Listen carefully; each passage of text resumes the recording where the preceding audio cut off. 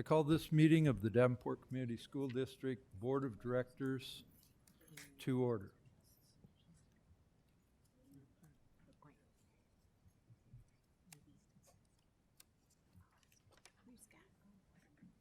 Director Hayes, would you please read our board priorities? Yes, I'll be happy to do so. The Davenport Community School Board established the following priorities to ensure the academic success of all students. Provide leadership and direction to improve the overall learning environment for our classrooms, school, and district, including the health, safety, and security and happiness of students and staff, and to direct and support actions, programs, and activities which reduce the impact of poverty on our students, their families, and our community.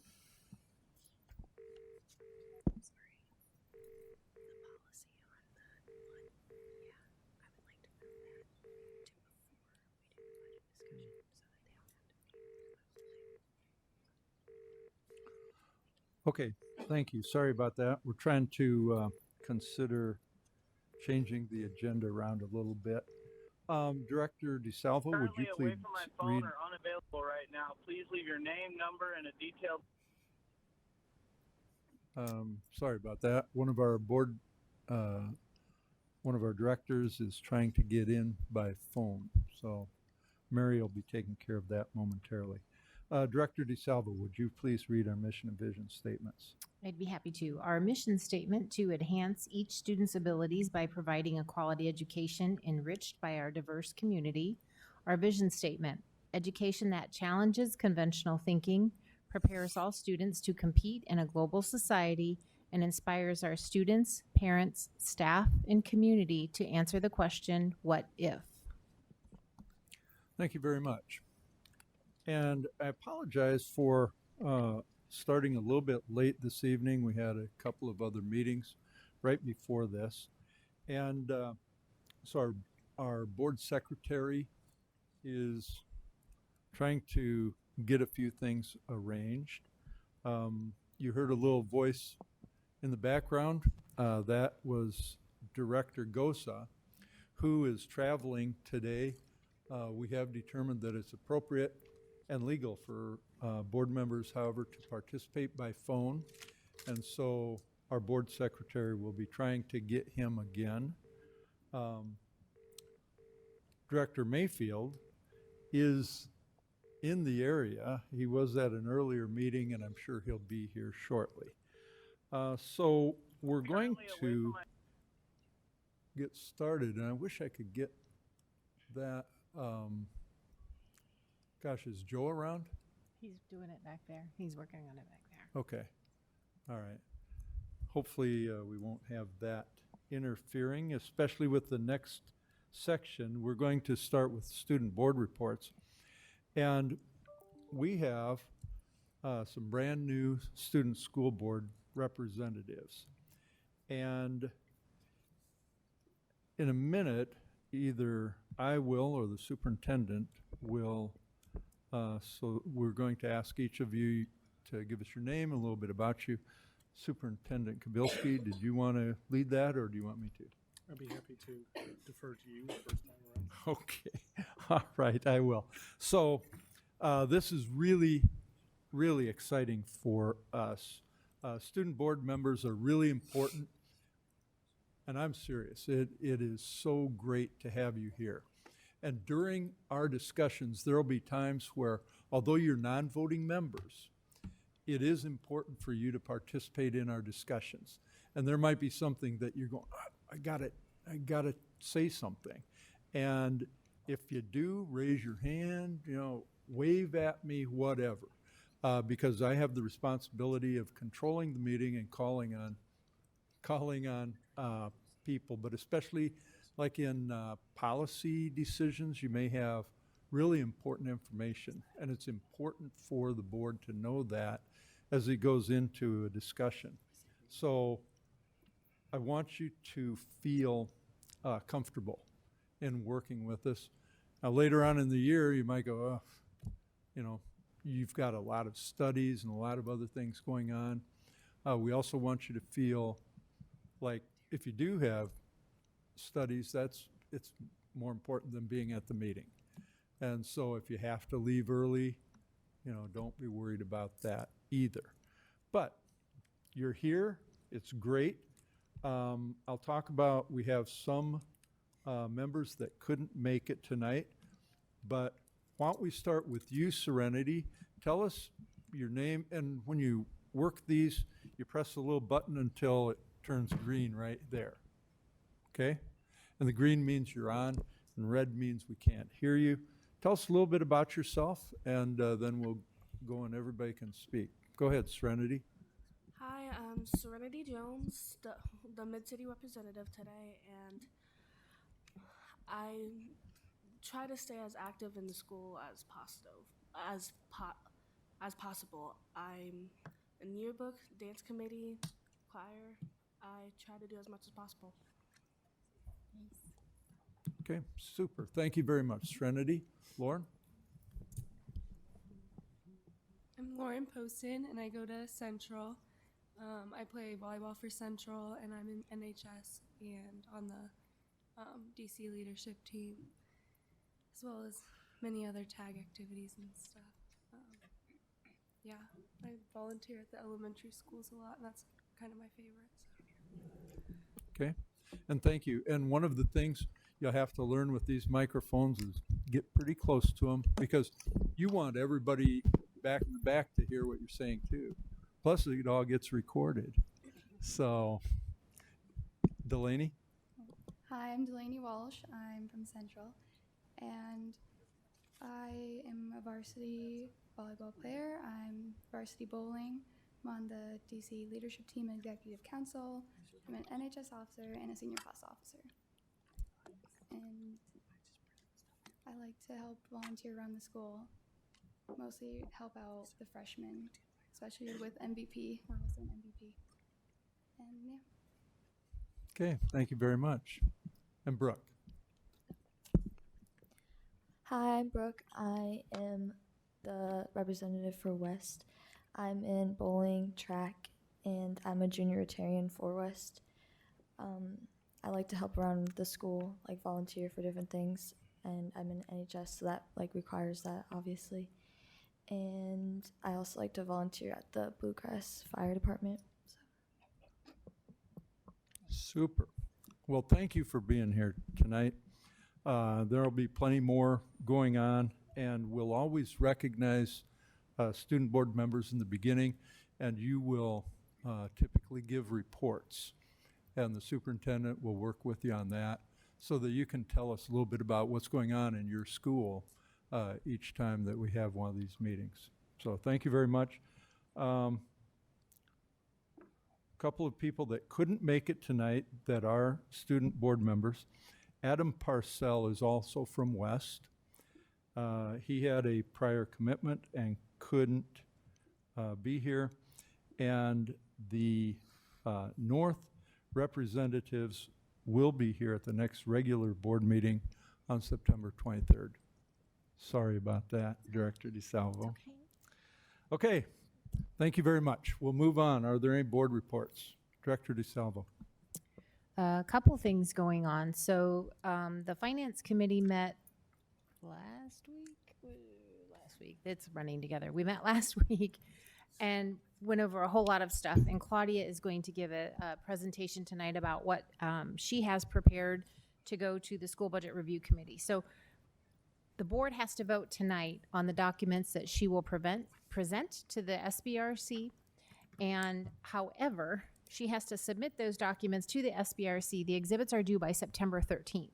Now, some of these numbers could change just so slightly between the time that we approve them and the time that she has to submit, because more data will come from the state. But I'll let her talk more about that. Hopefully I didn't screw that up too badly. But a lot of documents were given to us to review. There's a lot of information out there. But Dr. Kobilski, too, maybe you want to say it, or I can say it, that he's had some really good meetings with people at the state on the School Budget Review Committee.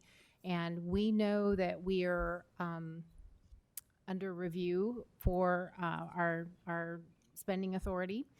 And Dr. Kobilski is feeling very good about those discussions he's had. In fact, so much that they've said, okay, look, we're going to give you a bit of a reprieve because we know you're new. You've got to get your arms around what's going on with the district.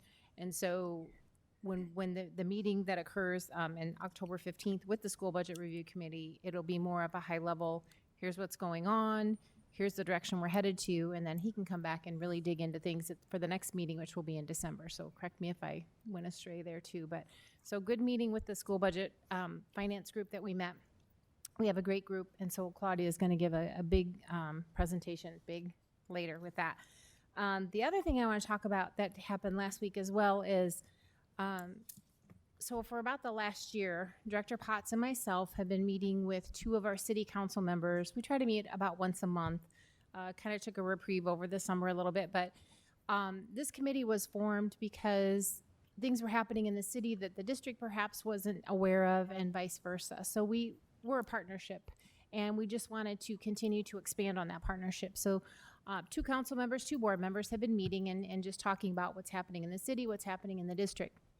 Well, we've come up with a more formalized memorandum of understanding of an agreement that we'll have between the district and the city and how we will continue to work together.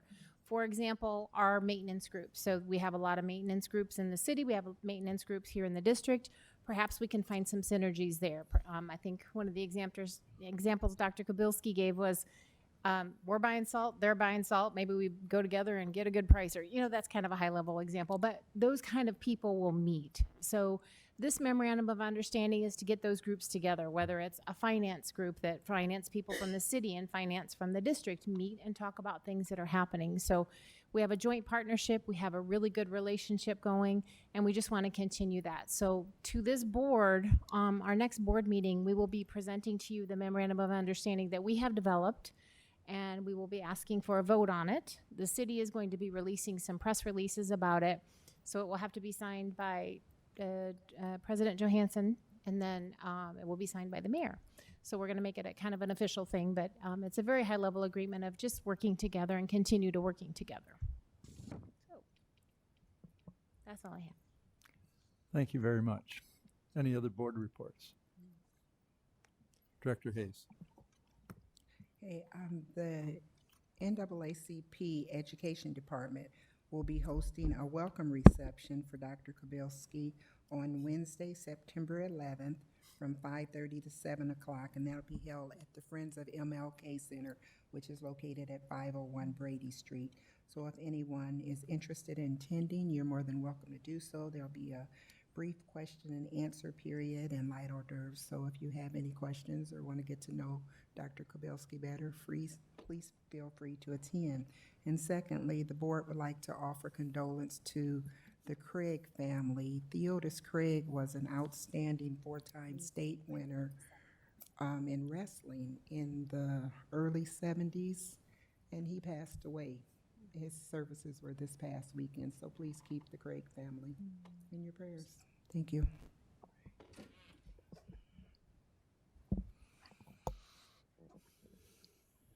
Thank you. Any other board reports? Mary, is Director Gosa back on the line yet? I can check with Joe. I didn't know he wasn't. Well, we were hearing some background noise that seemed like he wasn't. See if it's on. Director Gosa, are you there?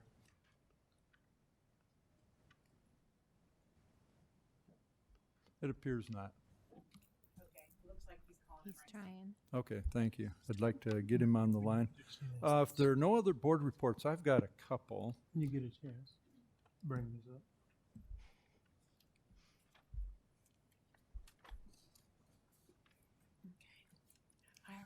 Tell you what, first one, if you wouldn't mind, TJ, would you mind coming up here for a couple minutes?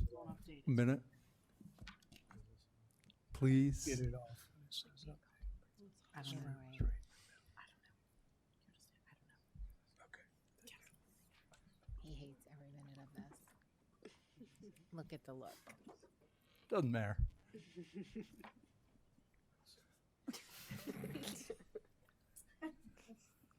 He looks like a high school kid too, doesn't he? So I think this is probably unexpected, but I have to tell you all that TJ probably went through a lot of unexpected experiences in the last year.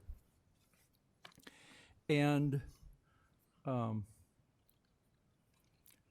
I want to acknowledge and formally thank TJ Schneckloth for his efforts as interim superintendent for the district.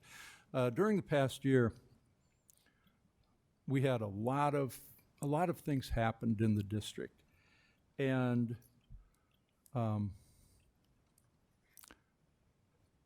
TJ was appointed the interim superintendent on October 30th, 2018 at 4:30 p.m.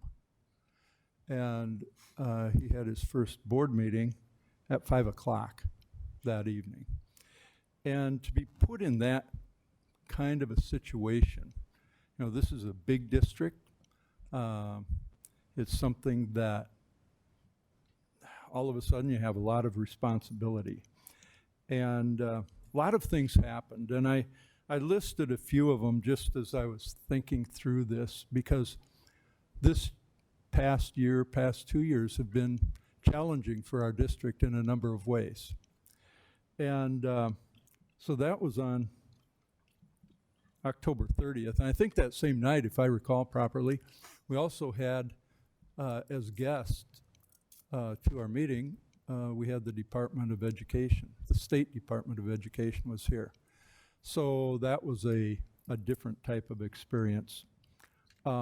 We had already started, the board had started a superintendent search.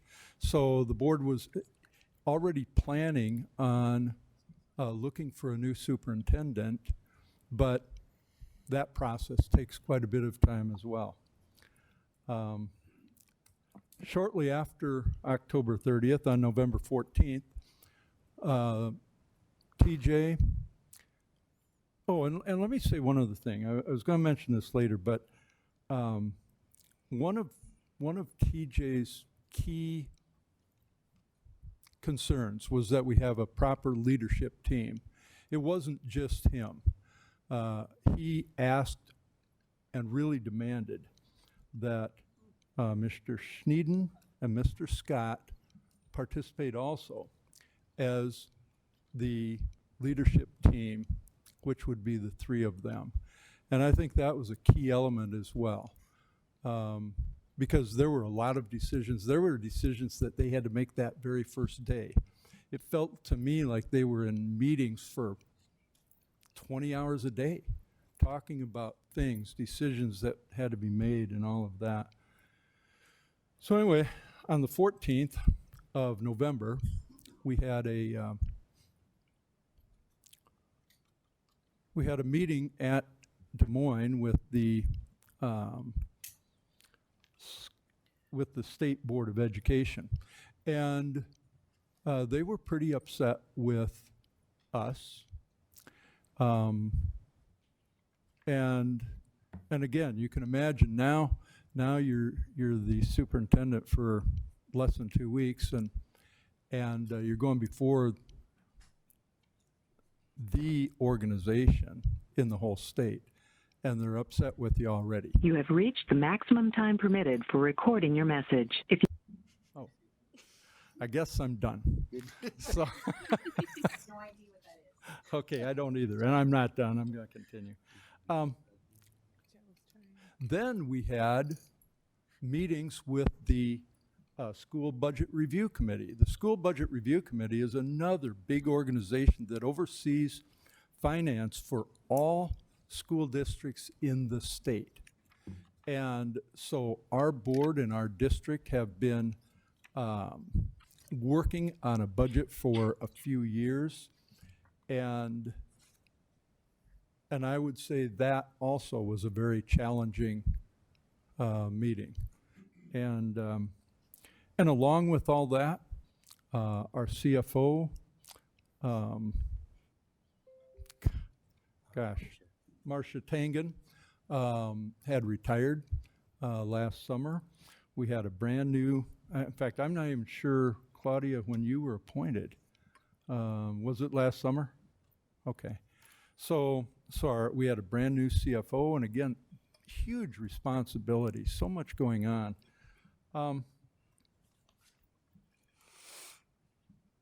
Then, if you remember last winter, it was kind of interesting. It was a cold, snowy winter. And the superintendent is really the one that makes the calls on, are we going to have school or not? And so he had to make all those decisions as well. Now, he has a lot of other people helping him, but he makes the decision. And there were times where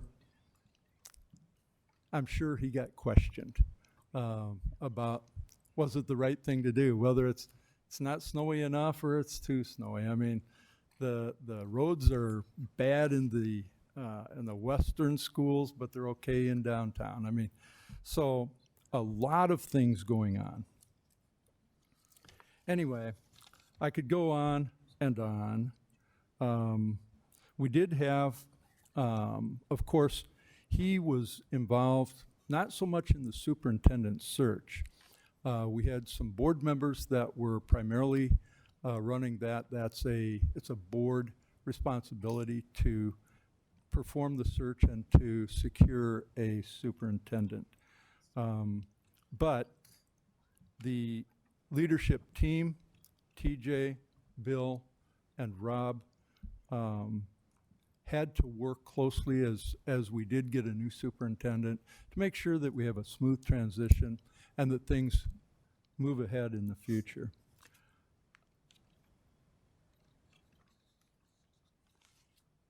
TJ, and I don't even know what his real name is. Anthony. Huh? Anthony. But TJ is what we call him. And he said several times that he was always willing to serve and to be of assistance in any way that would help the district. And so there were a lot of people involved. I've mentioned Mr. Schneiden, Mr. Scott, and this in no way diminishes any other participation. We had a lot of other administrators, staff, all sorts of people that were working to make sure we kept things together until we got a new superintendent. So, all I really wanted to do, I do want to shake your hand in a moment, but we, the board, and we, the community, want to thank TJ for serving as interim superintendent from October 30th, 2018 until July 31st, 2019. We appreciate his dedication and hard work.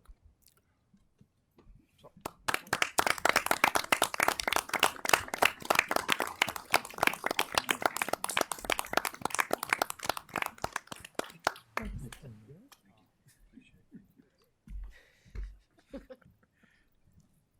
hates that. He hates every minute of that stuff.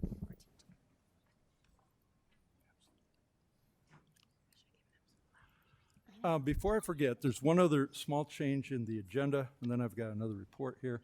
We're going to try, and it's a little out of sequence, but policy, excuse me, 9.02 is way towards the end of the meeting, and there is a policy discussion on 502.20, which is student blood donation. And I've been asked to move that forward because we have a couple of guests here that are going to speak on it. I'm going to move it actually to right after the superintendent report. So it will be before other items requiring action. And then we'll continue with our normal meeting. So let me see here. I've got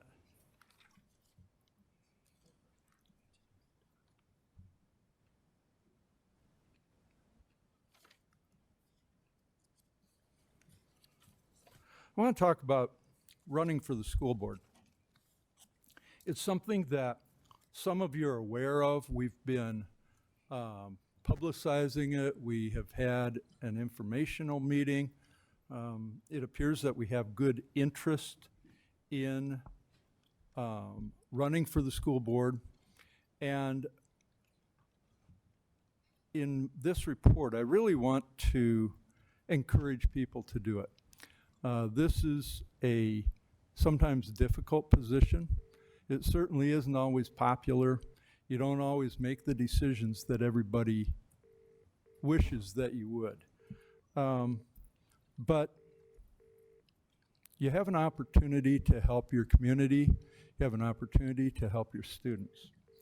And I think it really is important, and I think as you talk to other board members, they would concur with that. We have 4 positions that are, they aren't up this year, but there are 4 positions that will be contested. And one of them is mine. And I do want to indicate that I'm leaning toward not running again. If I had a little bit more time, I probably would. But I'm sure there are a lot of you out there that are ready to step up. There are so many decisions that you make. You see some of them in these board meetings. There are some really, really, really tough things that a board has to do, and that most of you are probably never aware of. And one of the things, even though it happened quite a while ago, we've had different boards. Boards change every year or two. And we had some very, very strong board members some years back who found out that there was inequality and inequity in the way that the state handles per pupil funding and transportation costs. And it developed a legislative advocacy committee, which Director DeSalvo handled for a few years too. And trying to work with legislators, with community members. It was a big deal. And although we aren't all the way there yet, eventually the legislature acknowledged that equality and equity are important. And for the past 2 years, I think that they have they've added significant dollars, I think, to the equity piece with respect to transportation costs throughout the state, and they've added modest amounts of dollars to the equality portion in terms of per pupil spending. And I think it's in 30-some years they would eventually get to parity, if I remember right. But anyway, they've acknowledged it moving forward. But there are things like that that you get a chance to work on too, you don't know about. I'm just advocating that any of you that are out there that are thinking about it, it's a great experience. You have an opportunity to do good things for your community and especially for students. So I think that's the end of my reports for now. Director DeSalvo, you kept looking like you needed to say something else. Okay. All right. Then with that done, we'll go ahead into communications. So Director Beck, would you please read those for us? Yes. On September 23rd, on Monday, 6 p.m., we have our next regular meeting here in the Jim Hester Boardroom at 1702 Main Street in Davenport. On Wednesday, October 2nd at 3:30 p.m., we will have our policy committee meeting here in the executive boardroom at the Achievement Service Center, 1702 Main Street, Davenport. On Monday, October 7th at 5:30 p.m., it is the committee of the whole meeting here in the Jim Hester Boardroom. On October 14th, Monday at 6 p.m., that's the first regular meeting for October. That'll be here in the Jim Hester Boardroom. And then on October 28th, Monday at 6 p.m., that'll be the second regular meeting of the school board here in the Jim Hester Boardroom.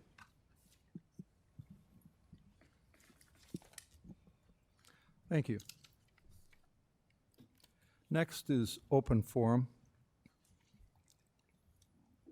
Open forum is a time for members of the community to give input at a board meeting regarding school district issues or concerns. Individuals who want to speak should fill out an open forum request and give it to the board secretary prior to open forum. The board will not act on any issue presented during open forum if it was not published as an agenda item. The Iowa Open Meetings Law prohibits action on any issue that is not on the agenda. The president will set the amount of time allowed for individuals to speak during open forum. The board asks that no charges or complaints be made against individual employees of the district or community during open forum. Remarks that reflect negatively on the character or motives of any person will be called out of order. We only have one open forum request, and and I think this is related actually, Director Beck, to the policy, isn't it? Kind of, or is it totally separate? Oh, you don't know, okay. This is Dr. Katz and Pete Lux. And so if you would come up, huh? That is, yeah, sorry. So would you prefer to speak at the policy discussion? We could probably have you come up and talk. I was going to say, typically, we don't have people discussing during our policy discussions. Yeah, so right. This Yeah. might be a better. Okay, I gotcha. Okay, then I'm Opportunity going, for I'll give you two, are you speaking separately?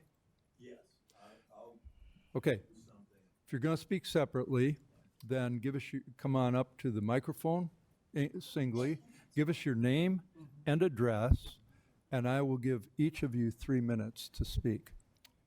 I can't do anything. I kind of gathered that, but give it a shot, okay? Thank you for your time, and congratulations to TJ if he is still here, because it's his influence that has moved this topic along from the beginning and now with the new superintendent. So I'm Dr. Louis Katz. I am a graduate of Central long enough ago that our 50th anniversary is past, 50th reunion. I'm the medical director, chief medical officer at Mississippi Valley Regional Blood Center. Many people in the room probably don't understand that while we're founded and headquartered here, we're in 4 states and responsible for the blood supply of over 100 hospitals. The blood community is facing an issue that we've understood for a number of years, but is coming into focus with new research over the last several years. And that is that on top of a very high rate of iron deficiency in the young population, independent of giving blood or not, the rate goes up when teenagers start to give blood. We're not sure that there's any clinical impact from this at all, but at the Blood Center, we want to take a precautionary approach and reduce any rate of iron deficiency above that seen in the background population that could be attributed to the fact that we take some iron out every time somebody gives blood. There are many ways to do it, but operationally, the most simple is Katz's law. We're taking it out, we should be putting it back in. We have executed a number of studies at the blood centers over the last several years, including several published in the peer-reviewed literature, that demonstrate fairly clearly that from an operational standpoint, the best way to do this is to hand our donors a supply of iron pills after they donate that will replace what we've taken out. We understand that the school system has policies about kids carrying pills in school, and essentially we're asking for a waiver. We had originally discussed with the school system asking the donor students to go to the nurse's office at the end of the day and pick up their iron pills, but it is abundantly clear to us that that would be an imposition on horribly strapped school nurses and inappropriate. So the bottom line is we want to hand student donors their bottle of pills at the end of the blood drive in sealed containers that, of course, will allow the system to take a look at before we start doing it. And I want to ask Pete Lux, who's our Director of Donor Services for the MVRBC system, to briefly describe what we're going to do to protect the integrity of the process. Okay, thank you. And it's, Mr. Lux, give us your your name, I've got only one address here. Is that yours, Dr. Katz? That's the, 5500? Yeah. Yeah, that's both of us. do you want our Both of personal them. address or? Oh, you want our home address? Well, it's probably more appropriate. Oh, I'm fine with that. 934 Stone Mill Road, Strong Tipton. Hill, Stone Mill, Stone Tipton. I apologize for not Stone looking at Hill. the district. Road in Tipton? Okay, all right. And Mr. Lux? So my name is Pete Lux. I'm a nurse at the Mississippi Valley Regional Blood Center. This is my first school board meeting. I oversee all the blood collection staff and teams that go out and do the blood drives. And I want to talk about the process and how this would work. And my address is 736 Federal Street, apartment 1205, Davenport, 52803. And so what we would do, essentially, Dr. Katz explained, we are taking out the iron, so we should be replacing it. We would pass out to students in sealed boxes, either a bottle with 60 pills of 18 to 34 milligram dosage of iron, or they would be in sealed blister packs. It depends on the supply that we get a hold of. Currently, all students in Davenport that are 16 and 17 years old who donate at the schools complete a Davenport School District consent form that doesn't say anything about getting iron. So we're asking, Dr. Beck is working to help modify that. And also Gina is working with us as well. We would send to the parents of each student to whom we gave a bottle of iron, this paper explaining why we did it and what to expect. And then the consent form for the 16-year-olds that's required by law in Iowa that parents sign already says that if we decide to give out iron at our discretion, that they would be getting that. So parents are already getting that information of the 16-year-olds. And we really have had no questions about people about getting iron. Why did they get the iron? Why didn't they get it? Because we really haven't started passing it out yet. We've been preparing for this for about 18 months by developing post-donation educational materials and developing other materials to educate donors beforehand about iron depletion and what they can do to help prevent it. But our ask is that my team passes out the iron to the student as they finish their donation. So that's what we would be doing. And that we would make sure the parents would know to expect it with a letter, by signing the consent form with that information on there, then follow that up with communication by mail that your child was given this iron and what to expect. I think that's it. Any questions? Well, so we typically don't have a back and forth conversation. But I wanted to thank both of you. You were very concise and you were both less than 3 minutes. So as I mentioned, we're going to have a discussion shortly on this issue. We'll have it at the board meeting. And there is one way, although you can't really participate in the discussion, you can be called on as an expert during the discussion if we need. So if you're willing to stick Sure, around for definitely. another 15, 20 minutes. And I do have several copies of the documents that we'll be using. If I can give them to someone, or You can give them to the board or give them to Director Beck and she can get them distributed. yeah, I think I made 7 of each or 6. So what's going on, student board members, is we have open Thank you. forum. Yep, thank you. Where people can come and speak to the board. And there usually isn't back and forth discussion. They make a presentation like they did here on something that's important to them. And it might be busing schedules or bell times or homework. I mean, it can be anything. And then in this case, we're going to actually discuss this policy shortly. And it is one that you might think about, because we're talking about something that it would affect virtually all students. I mean, and there will be a little bit more discussion. But again, if you have thoughts on it, I hope you're comfortable in sharing your thoughts. Thank you very much, Dr. Katz and Mr. Lux. And was it Dr. Lux also, or? Nurse, okay. All right, thank you. Thank you both for taking the time to come and share your thoughts with the board. We'll move on to the consent agenda. May I have a motion? Mr. President, Director Beck? I move that the board approve the consent agenda as written. Thank you. Is there a second? Second. Is there any discussion? Call for the vote. Director Beck, Yes. Director Hayes, Yes. Director Potts. Yes. Director Gosa still is not on the line, is that correct? He has bad reception, so he just is not going to participate anymore. All right, so Director Gosa will not be participating in the meeting, so I won't call for his vote any longer. Director DeSalvo, Yes. Director Mayfield, Yes.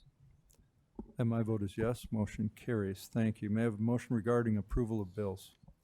Mr. President, Director DeSalvo. I move that the board approve the following recommendation from administration for adoption of the bills from the bill listing periods of August 22nd, 2019 through September 4th, 2019. Resolved, all claims presented to the board having been duly certified as correct by the secretary, reviewed by the administration and board members, and there are hereby audited and allowed as just claims and warrants drawn on the treasury for the several amounts. Further resolved, the payment of claims and salaries be approved as presented for the periods of August 22nd, 2019 through September 4th, 2019. Thank you. Is there a second? Second. Is there any discussion? Okay, we'll call for the vote. Director DeSalvo, Yes. Director Hayes. Yes. Director Potts. Yes. Director Beck, Yes. Director Mayfield, Yes. and my vote is yes. Motion carries. Thank you. Superintendent report.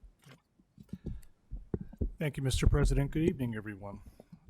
Mr. President, echoing your thoughts from earlier this evening, I've added one item to my superintendent report, and I'm pleased to announce that I have decided to delegate to Mr. Schneckloth, in deference to his service to the district, the ongoing opportunity to call snow days in the future should he choose to accept that offer, and you could let me know in the morning how that plays out. So,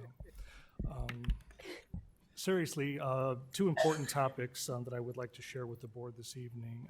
Having been here for a full 5 weeks now, certainly getting the flavor for the district in a lot of contexts. So, for example, you may recall that I had proposed a transition plan to the Board of Education that had two particular areas of focus. One was to develop as much institutional knowledge as quickly as possible. I would like to go on record of thanking my staff, the entire administrative team, teachers, staff members who have been instrumental in my onboarding and allowing me to assimilate and absorb the information that I need heading into some very important meetings that we have at the state level, and I'll describe that in a minute. But also the second focus area in my transition plan was building relationships. So thank you to the Board of Education. I would like to personally thank Dr. Tom Lane for his help in getting connected with officials at the state of Iowa who've been more than kind in understanding of my situation as well as our situation. But the opportunity to meet people and get to know this community has been all that I hoped it would be. And I'd like to thank everyone for the warm welcome that I've received over the last 5 weeks. Second piece that I would like to emphasize this evening, and I'll be brief, we do have a very important few weeks ahead of us. This Thursday, we have a meeting with the State Board of Education, and I'll be very honest with you, I'm looking forward to this meeting. We've had good news to share over the course of time with you the last couple of months, which will continue this evening, and I'm very hopeful that we'll have a positive response from the State Board of Education. As I mentioned in our previous meeting, we adhered to all 15 of the citations that were due in August and had a positive response. There's a document in your board docs piece that alludes to that, and we also have already submitted our September citation pieces, so that's set. And we also have a number that we are working on that are due months down the road that I'll have an opportunity to allude to. So I'm confident that the State Board of Education will receive this news with some pleasure. That's my hope on that one. And then finally, I would like to echo Director DeSalvo's comments with regard to the School Budget Review Committee. I did have an opportunity to meet with one of the members as a result of the opportunity presented from Dr. Lane. And I do want to make one caveat. While it was acknowledged that I would certainly have an opportunity to assimilate into the district and develop the financial knowledge necessary, which is certainly a benefit to me to have a little bit of time, I do want to state that I do share their sense of urgency when it comes to everything that we're trying to accomplish, whether it's the Board of Education, the SBRC. Time is not going to be an excuse, but at the same time, we are still going to move forward very judiciously with the things that we need to, especially from the budget piece, knowing that we have some action items for the Board of Education this evening, and that we have to make our submission by the end of the week. So while I'm very pleased that they will accommodate my learning curve to some degree, at the same time, I do want to go on record, and hopefully this news will get to Des Moines, that I do share their sense of urgency in all the contexts that we're working with, and I know the board does also. So looking forward to those, but again, important meetings that are coming up at the state level, and you'll hear quite a bit about that as we work through the evening. So, Mr. President, that concludes my superintendent report. Thank you very much. So as I noted earlier, we're going to change our agenda just a little bit, and the next item that we're going to discuss is item 9.02 on the agenda. And we're only going to discuss one policy now. We'll discuss the other policies later on in the regular meeting. But this policy discussion is on 502.20, which is student blood donation, which is relative to the open meeting reports that were made. And so this is a discussion of this policy, and I would ask Director Beck to lead that discussion amongst the board. And then if you get to a place where we need some expert input, I want you to direct it back to me. But otherwise, go ahead and lead that discussion, and then we'll get back into our other items requiring action after that. Thank you, President Johansson. So you have the policy in front of you about student blood donation. And what I learned at our policy committee meeting this past week is that of the typical blood donors, a large majority of them are these 16, 17, 18-year-olds. A lot of blood donation happens at high schools, and I would never have guessed that to be the case, but it is the case. And so the idea that also these are the people who are most likely to be potentially iron deficient does cause some concern, although I also learned that there's a bit of a, what term did you, raging controversy over how best to approach this in the clinical world. But the idea here is that the Mississippi Valley Regional Blood Center, which is headquartered here and essentially is the blood banking system, would like to begin replacing the iron that is taken out. And this comes in the form of iron pills. Each student would be, who gives blood, would be given a set of pills up to about 60. So that's about 2 months it takes to replace the iron potentially that's been lost in a blood donation. And in case you didn't know, red blood cells have iron in them, and that's how they can carry oxygen. So it's an important part of the oxygen carrying system in our bodies. Anyway, the idea would be that the students then would take one a day until there are none left, and then each time they give blood, which presumably if they're regular donors could happen up to 4 times a year, they would be given these same pills again. And there's not really much evidence that you can really overdose on iron pills. They're not a dangerous item, so that's not really the concern here. The concern here is that, generally speaking, we don't want students walking around the school building with pill containers. And so this is sort of a special situation, which we've been trying to figure out the best way to meet the needs of the student donors, as well as not violate any of our own policies. So what you guys have in front of you right now are 3 documents. Let's see, I'll start with the first one. Mr. Lux showed us a couple of these already. The first one says parental consent form. This has been given to all 16-year-old blood donors in the state of Iowa for quite a while, including our blood donors. So at 16 years old, you are not allowed to consent on your own. Your parents also have to consent.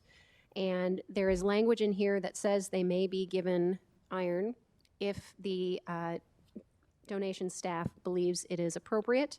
And it states that 18 to 38 milligrams of iron for 8 weeks can help replace the iron lost during blood donation. In addition, if you are a 16-year-old high school student or 16-year-old blood donor in the Davenport schools, you will also bring home a Davenport schools specific consent form. Okay? This is simply a consent from your parents that you are allowed to give blood, but it does not say anything about iron. 17-year-olds also have to have parental consent because they are considered minors, but they do not have to have the parental consent that the state requires. They only have to sign the district. Their parents only have to sign the district one. So with that being said, what we have been asked to do is to include that iron language into the Davenport Community Schools consent form so that parents of 17-year-olds are also seeing that. And along with that would be the third piece that you have there is an information letter basically to parents and guardians of our 16 and 17-year-old blood drive participants. And you might ask why not 18-year-olds, but of course they are of age of consent, so their parents don't need to sign off on this. So that's essentially the crux of this. The idea is to try and figure out the best way to keep our students healthy, allow them to perform a valuable community service, but not violate school policies. And so as President Johansson mentioned, this is actually something that our student board members may have something to say about because it directly impacts what you guys might be doing in school. So with that, I will entertain any questions, and then if we have some questions that require expert testimony, we have some experts here who can answer them.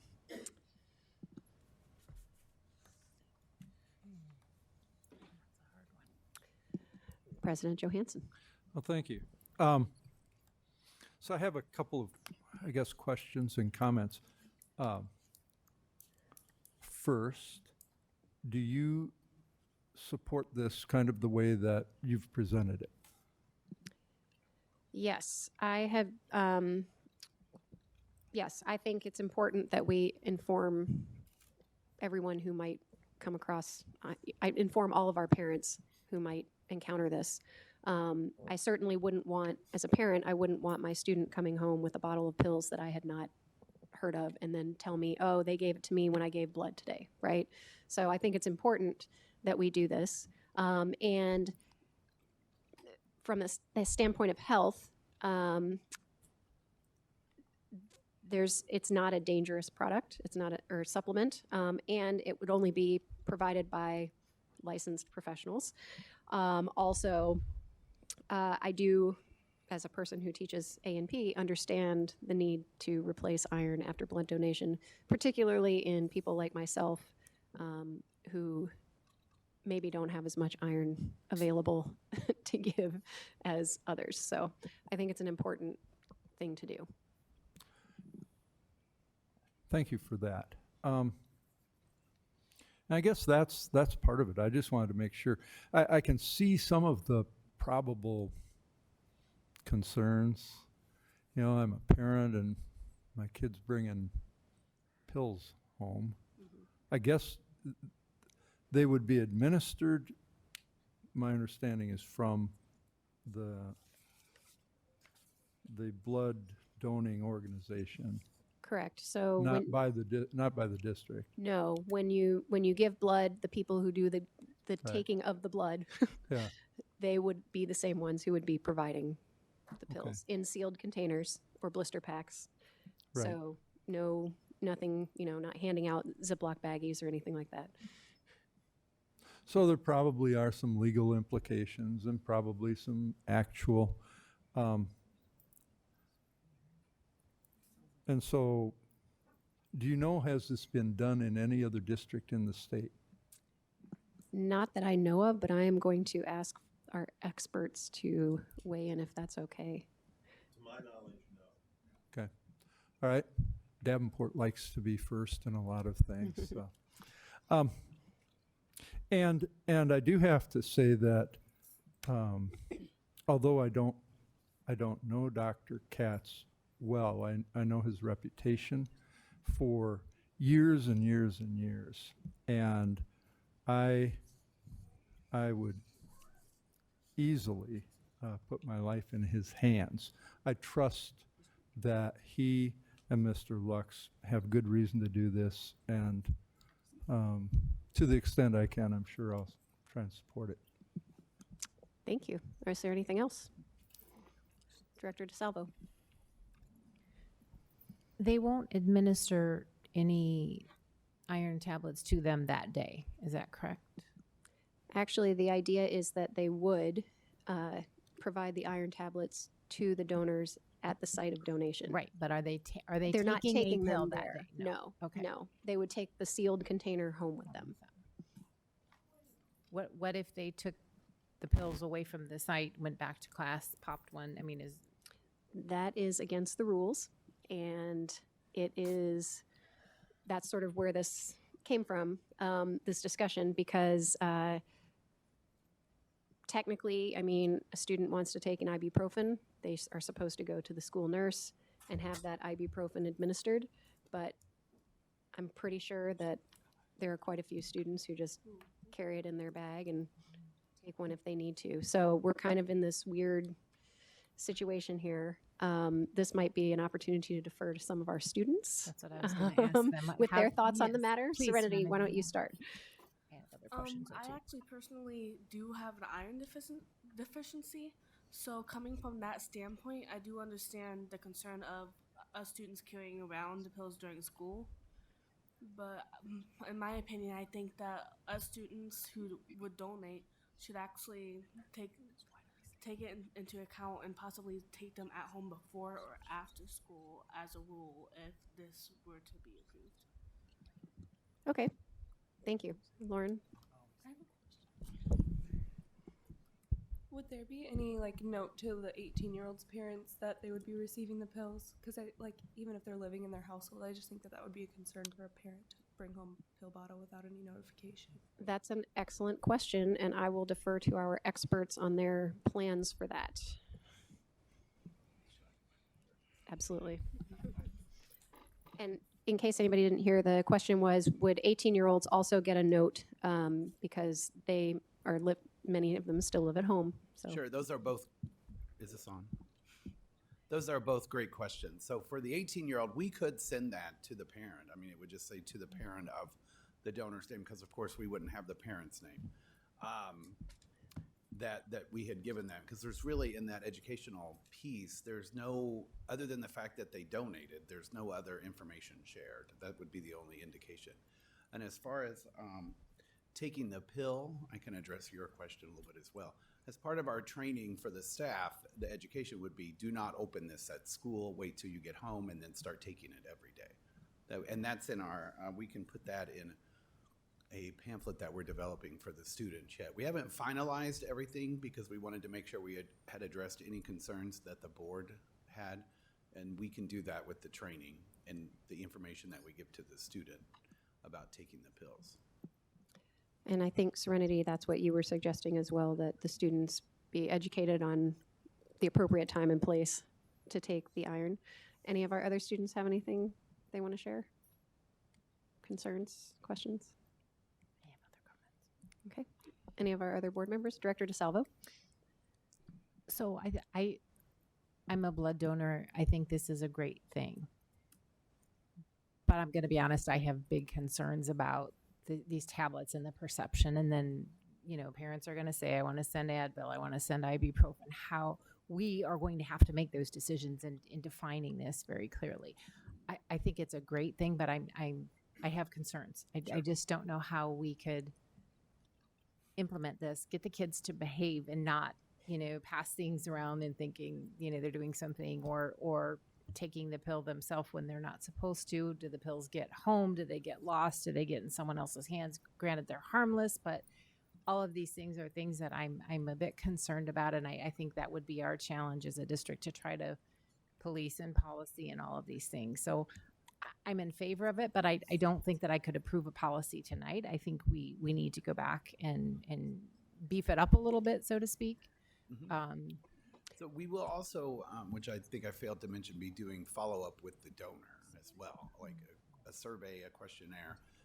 A few weeks later, a reminder to keep taking the pills that you were given and to find out if they really are taking them. Part of the donation process right now, we do ask 16, 17, and I think 18-year-olds if they are taking any type of iron supplement.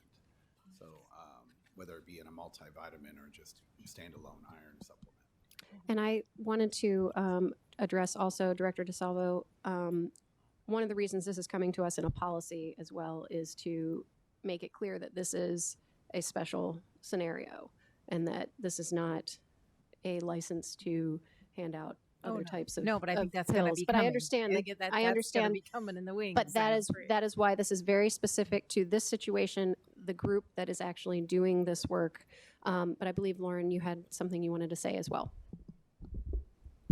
I share the concern with Director DeSalvo, but one of the things that I also thought about is it does help that 16 through 18-year-olds are typically upperclassmen, and typically the kids that are donating are the more responsible students. Right. So I think that would be a little bit of a help to the concern, even though it's still present. And that's actually something that we discussed in the policy committee as well. Again, it's not perfect. There's no totally secure system, but we're trying to balance the needs of the donors with the needs of the school. Dr. Kobilski, did you have anything you wanted to add to that as the person who has to deal with what's happening in the hallway? Well, in terms of the actual practical implications of this, we're looking at the possibility, and we don't know the answer to this yet, of perhaps scheduling those blood donation opportunities at the end of a school day, for example, so that students would be leaving the school, getting their pill and going home as opposed to coming back into a school environment. Hard to do that all the time, but we're going to look for those creative scenarios so that we don't bump up against those issues that you're having, such as having pills in the building with our students. That's a possible solution to that. One more, go ahead. So that was kind of along the lines of where I was going to go to next is the mobile center. So if I'm hoping Wendy Meyer has looked at this or will look at it eventually. Yes. But if we have a mobile center that is in a parking lot, is that the same as? I guess they're still on our property. I don't know where I'm going with that, but does the liability change in one of the mobile units versus being in a building? No. So currently, I'm not sure if Davenport schools have any blood drives on a bus out in the parking lots. I believe they're all in the gymnasium or a big room like this or something. Right. So the liability would still fall with us, the blood center, as far as any type of injury or anything that would happen to the donor post-donation related to the donation. Okay. Now I think I'm really done. Director Hayes? Yeah, I kind of agree with those concerns too. I thought maybe at the end of the day, or is there a possibility that if they came earlier that we could maybe mail them to their home so that they're not on school property? And also, what have we done in the past? Does anyone know what we've done in previous years? For iron replacement, yes. Education and discussing and providing education, to eat foods that are higher in iron. But studies have shown that that's not enough to replace the iron that's lost during a blood donation. And I think so we've only used education in the past, and that's true of all donors, except for platelet donors, which is a special automated procedure. And the donors who fail their hemoglobin, when you get your finger stuck, we have been providing them with iron for a couple of years now. And but they're adults and not in a high school setting. So that has proven to be somewhat successful in keeping those and allowing those donors to continue to donate as they give platelets. They do lose some red cells during that donation. And what was your other question? If they could possibly be mailed. Oh, rather than mailing. coming So to we school. evaluated mailing from through a couple of lenses. One would be the fact that there's not a technician or someone talking to that donor at the time they're donating and kind of stressing the importance of it. And it would be a box that they would get later. It would probably take at least a week or a week, maybe 2 weeks to get through the mailing and the sorting and shipping it out. And we found that impact would probably not do any good at all. Right. We've evaluated giving out vouchers, like in partnership with a drugstore like CVS or something, and they could go and get them. But still, you don't have that immediate impact of saying, Brooke, thanks for donating. Take this iron. We need you to take this pill every day. Wait till you get home, and your parents will get some information about you getting this iron. And there would be more education than that, but it's that immediate impact of you need to do this now that we would lose. And then the fourth reason for not mailing them, of course, is the cost of mailing it. It was more expensive to mail the iron than to actually purchase the iron. So, but really that impact of having that immediate contact with the student and saying, here, this is for your health, take this pill every day, and here's why, because we have taken some iron out of you, and we need you to replace it in this manner. And we lose all of that if we mail it to them. And I was going to say, we asked some of the same questions as well, and Dr. Katz and Mr. Lux cited several studies that show that it's the delivery at the point of donation that has the most success. So it's not that they just want to do it this way. It's Right. been shown to be the most effective way of delivering iron replacement. Director Potts, did you have? Do we have any numbers on how many students we're talking about that fall into this category that actually give blood at the high schools? We do, I think, 4 high schools or 4 blood drives at each of the Davenport schools and collect close to 100, sometimes a little more, at each of those blood drives at each of the schools. So, and those are individual donations. Those could be multiple donations made by the same donor, but I couldn't tell you the exact number of students. I believe Dr. Katz. Yeah, so round number 200,000 red cells a year from MVRBC, of which a little over 11% come from high school donors. So it's a big number. Of those, we know that as many as 1 out of 3 of those high school donors may be iron depleted. Perfectly acceptable blood donor in terms of their hemoglobin level. They haven't become anemic, which is what people think about with iron deficiency. This is non-anemic iron depletion, and it may be as many as a third of those high school age donors. So, Director Potts, the amount of blood donated in the area is from high school I was students. just wondering, so how, are we talking about, in the 3 high schools, we talk about a total of 300 students? I would say probably closer to 5. Okay, so Because we have as 5. as kids turn 16, Yeah. they become new donors within our system.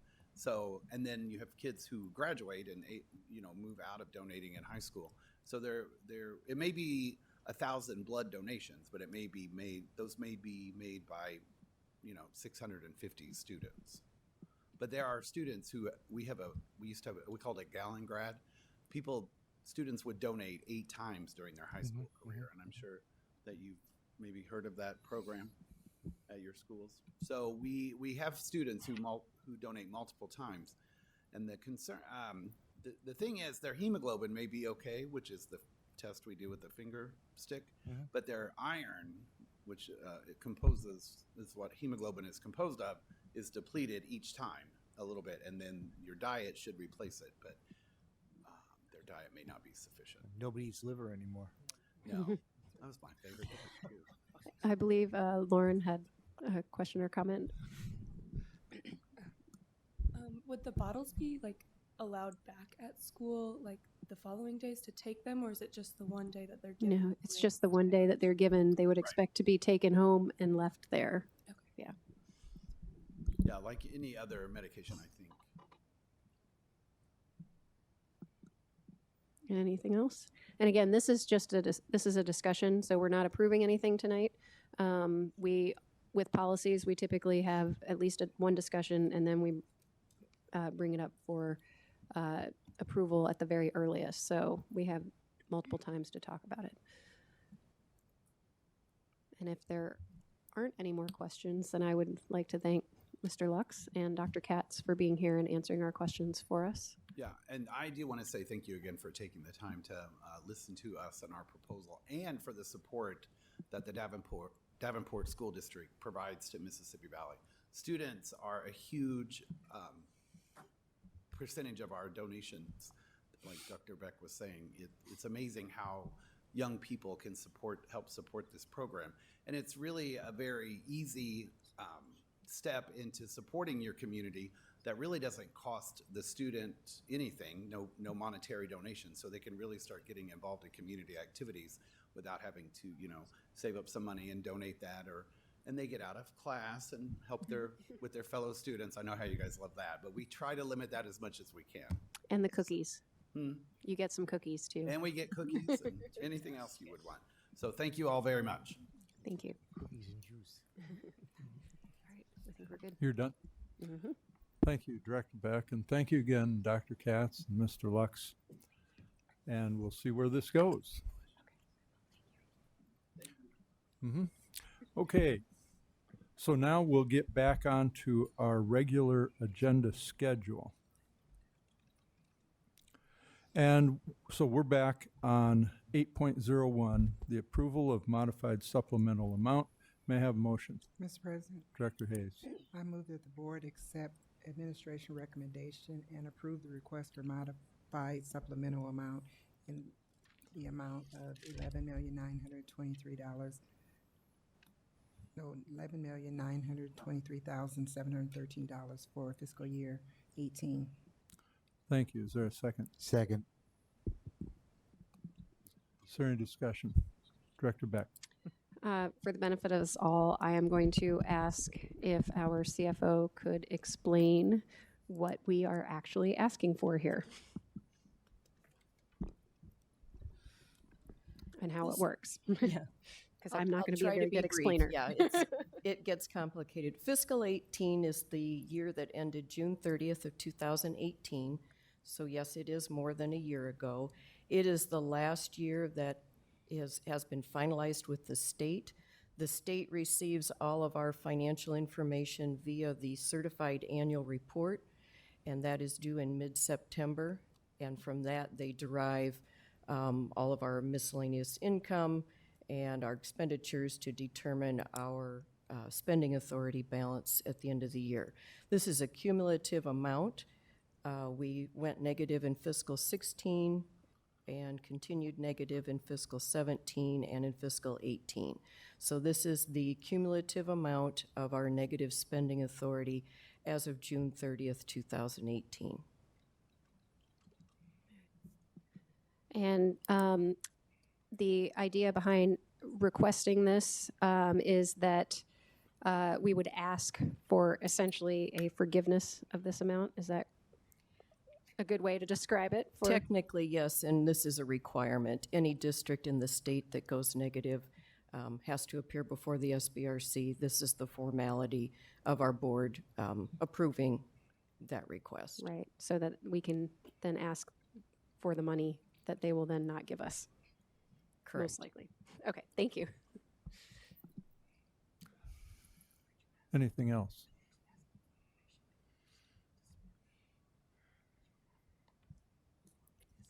Well, I've got a couple of questions. What was it last time we approved the modified supplemental amount? It was a little over 13 million. It gets adjusted by some of the other spending authority that we request and get approved, and there's kind of a timing lag of when we identify that amount and can request it, and then they kind of back it into the previous year when it occurred. And it is complicated, and I think they didn't approve it back then, did they? They have not approved our request for the amount. They have approved in our past appearances our corrective action plan. but they have not approved the amount. Do you anticipate that they would approve this amount? No. And you said, I think, that you have to have all your documents in by mid-September. So have you already done that for FY 19? Is that due like in another week? The exhibits for the hearing on October 15th are due to the Department of Education this Friday, September 13th. In that set of documents, we have our projected fiscal 19 numbers for the year that just ended June 30th of 19. Those won't be finalized yet because the certified annual report isn't due until a week from today, and it takes the state then a while to review all 300 some of those that they receive from all the districts in the state. And it takes a while before they will compile and finalize what our spending authority balance is as of June 30th of 19. But that preliminary information is in the documents that are being submitted on Friday. So I'm a little confused. It sounds like you're saying that we're going to kind of guess at some of the information that's due on Friday because we won't have it till later on in October because the state doesn't get around to reviewing those documents. Is that right? Well, it's initially because the documents are due before our certified annual report is due. I have had communication with Cassandra Klein at the Department of Ed. She's our liaison that works between the Department of Ed and the SBRC, and she's been very helpful to me, and I asked that exact question. What happens when the actual numbers end up being a little different than what we have in our exhibits? She said that was perfectly understandable. If there were any significant differences, I could submit new exhibits. They would have to be approved by you at the next meeting on September 23rd. But the state understands that for our current year, that's still being reported, and we have to have the exhibits in front of you so you can review and approve them, a week before our certified annual report is due. If that information is due in a few days, you probably have an idea of what that information looks like.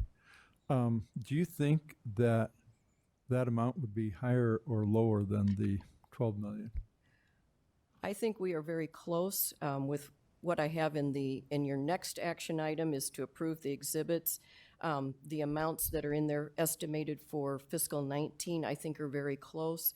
We're still finishing tying out some of our miscellaneous revenue related to some of our grants that could slightly affect that ending balance, but I think for the most part what we have at this moment in time should be pretty close to where we finalize our certified annual report.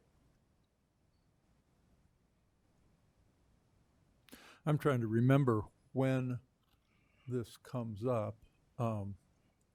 It probably will be an item of discussion at the SBRC, I would think. Yes, and given our negative balance, we will be required to appear again before the SBRC in December. So those exhibits will have to be submitted a month before, so about mid-November. And at that time, we would have things tied down and have final numbers.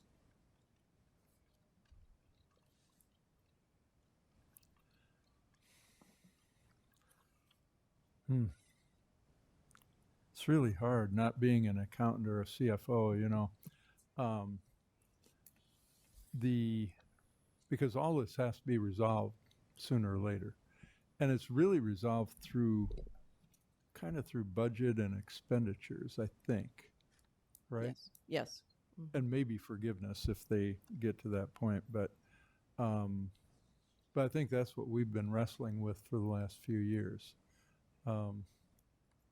I don't know if I have any other particular questions, just mostly concerns. And I'm trusting simply that you keep track of all these dates so that we never, ever get in trouble, right? They're all on my calendar, yes. Okay. Thank you very much. Superintendent Kabilski. Thank you, Mr. President. Ms. Wood, I think it's very important to point out that this represents fiscal year 18, which was prior to the very significant expenditure reductions that were enacted by the Board of Education, correct? I think just explaining where we are in that process and what this represents is very important. Yes, that is correct. What the next action item that you have is the approval of the exhibit, so we can talk about them on that agenda item. But it is important to remember this dollar amount is going back a little more than a year ago. And because it's the last finalized amount, that's the amount that we're authorized to request. Okay, thank you very much. Any other questions, comments, discussion? All right, then we will call for the vote. Director Hayes. Yes. Director Potts. Yes. Director Beck. Yes. Director DeSalvo. Yes. Director Mayfield. Yes. And my vote is yes. Motion carries. May I have a motion regarding the approval of exhibits for the School Budget Review Committee? Mr. President, Director Hayes. I recommend the board approve the exhibits for submission to the School Budget Review Committee. Thank you. Is there a second? Second. Is there any discussion? Director DeSalvo. I have some questions, Claudia. Sorry, I should have asked you these before, but, so in the board packet, there's a section, where it talks about, a break even. It's like on page 2. It says break even spending. What does that mean? That's based on the total, the couple lines above that, there's a maximum authorized budget. That's the amount derived from all those rows above that make up our spending authority for that year. Okay. So that's the amount that if we wanted to exactly break even on our spending authority, That's what we could. that's the amount we could spend. Okay, good. I saw something somewhere and I didn't get my page numbers on here. Open enrollment impact. What is that? We have one of the requests, and this will be coming to you in another month or so, the impact of open enrollment out. We can ask for a modified supplemental amount for that. So that's a different piece of supplemental spending authority that we ask for and are granted, and they break that out as separate line items. Okay. Okay, then, on the 5-year plan, we talk about the change in bell times. And that was quite the topic last year, and I just wondered, I think it was like 20,000 or something, if I remember right, what we ended up with. But what are the projections for that? Do we know? I don't know if Mr. Maloney's here, but we did not say what we had anticipated. Right, and I did not make any changes to the 5-year budget reduction and sustainability plan. That's going to merit a lot more discussion, and Dr. Kabilski will be talking about that more over the next couple of months. Okay. And the state is aware that Right. we're going Sure. to, it's a work in progress. Sure. But that was a really hot topic for us last year, and I know. But, yeah, okay. Julie, on the one page, I think on that first year of the 5-year budget reduction plan, the change in bell times, we were anticipating reducing our transportation costs by about 300,000. We ended up coming in with a reduction of 237,000. So we fell short by about 62,000. Right. And so we anticipate that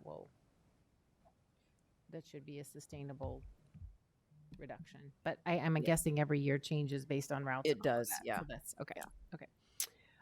Insurance holidays. I know we talked a lot about that too in prior discussions. And are we I was thinking we weren't okay, or we were kind of advised, don't do so many of these, but they're still on here quite a bit. Yes, one of the requirements that the SBRC made of the district was to have an actuary review our self-insurance plan. They were concerned that had been relying on taking insurance holidays for a number of years and were indicating we were going to continue doing that. So we did have that actuarial study done, excuse me, and based on what they recommend that our self-insurance fund can support, we still have a couple of those, but they're coming to an end. We're going to take we're planning on taking 2 months of insurance holidays in this fiscal year, the 2019-2020 year, and then only one next year, and that would be the last one. Okay. At least as part of our 5-year plan. Right, okay. Let's see, on page 9, where's my page number? There is online though, if you look on page 9, section 7, miscellaneous reductions.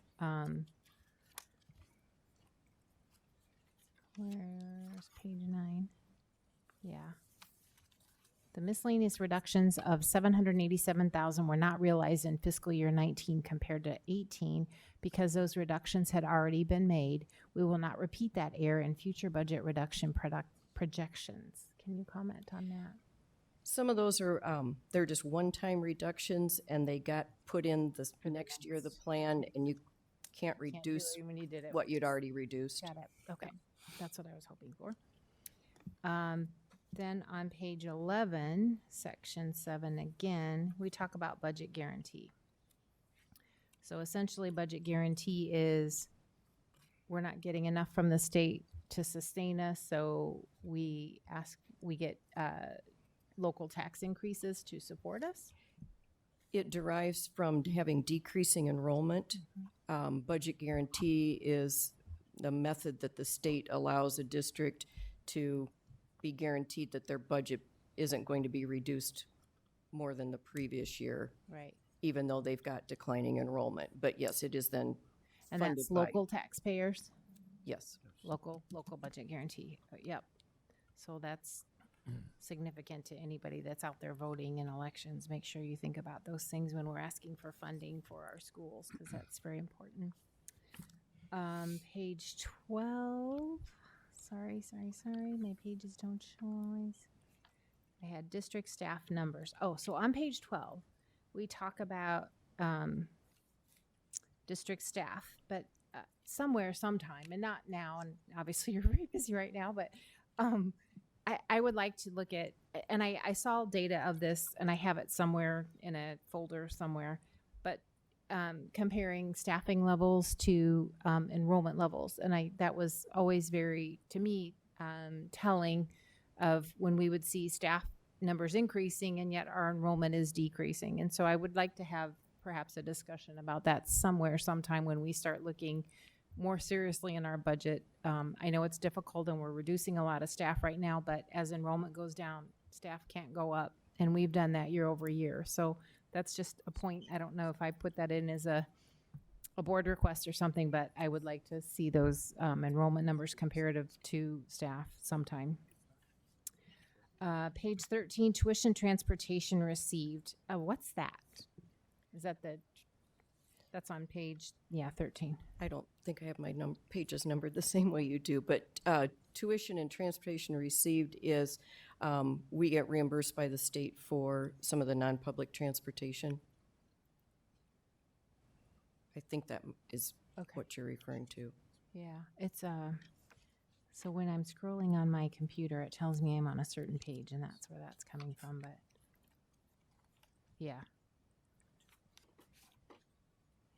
I should have highlighted it. Okay, that's okay. So they're reimbursing us basically for non-district transportation for different things. Yes. Okay. And then on page 14, let's see if this is the right page. Yes, there is a line item for operating transfer fees. It's just a little bit of the ways down. It says operating transfers in and other financing sources. 340,000 in 18, and then 352,000 in 19, and then it stops. Nothing.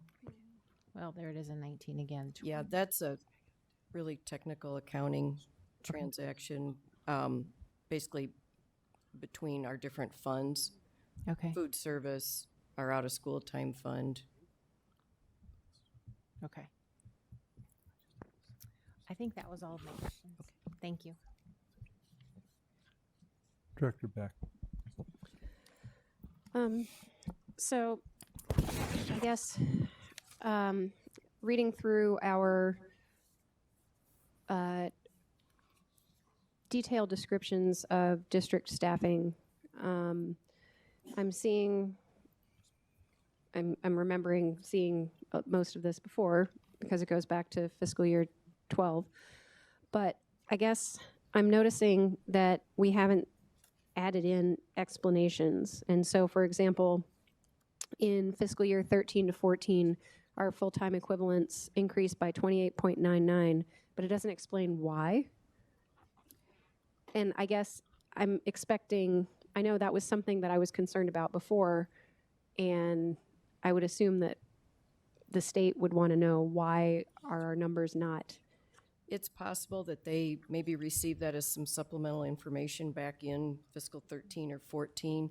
It's not information that they've asked me to update. Okay. They've been asking for fiscal 18 and now fiscal 19 and getting more detail and update on that. Okay. If I did they ask, notice I'd they be get happy a to- little bit more detailed Yeah. once we get closer to now. Okay. I guess I do have a couple other questions. In fiscal year 17 to 18, our projections and plans were to reduce FTE by 20, but instead we had increases in special education staff, teachers, and paras, as well as other categorical funding, which added 11 FTE. I guess wouldn't those people fall under the special education funding if it was for special education teachers? Yes, the state was still asking to see all Okay. staffing numbers. Okay, even if they weren't from this general fund. Okay.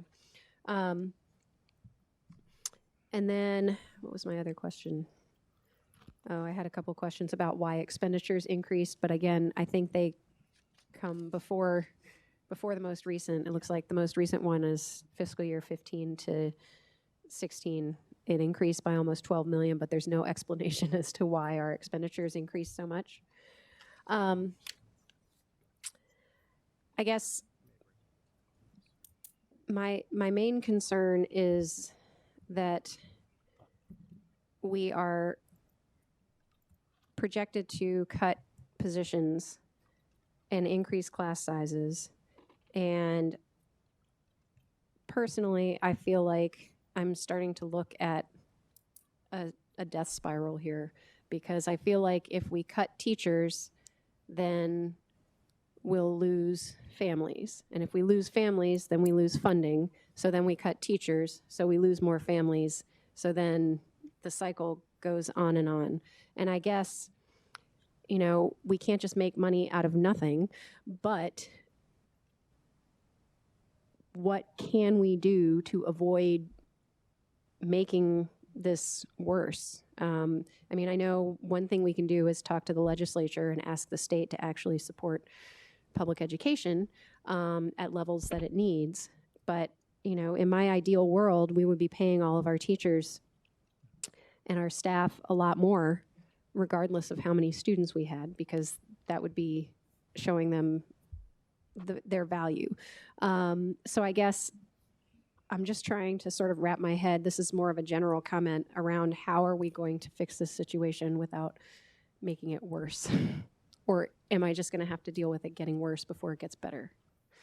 So that I don't necessarily need a response, but I'm sure we can discuss it at some point. That's sort of my overall feeling. And I guess I've had that feeling for the couple years I've been on the board, but just now that I've been here long enough to really understand what these numbers mean, it's really hard for me to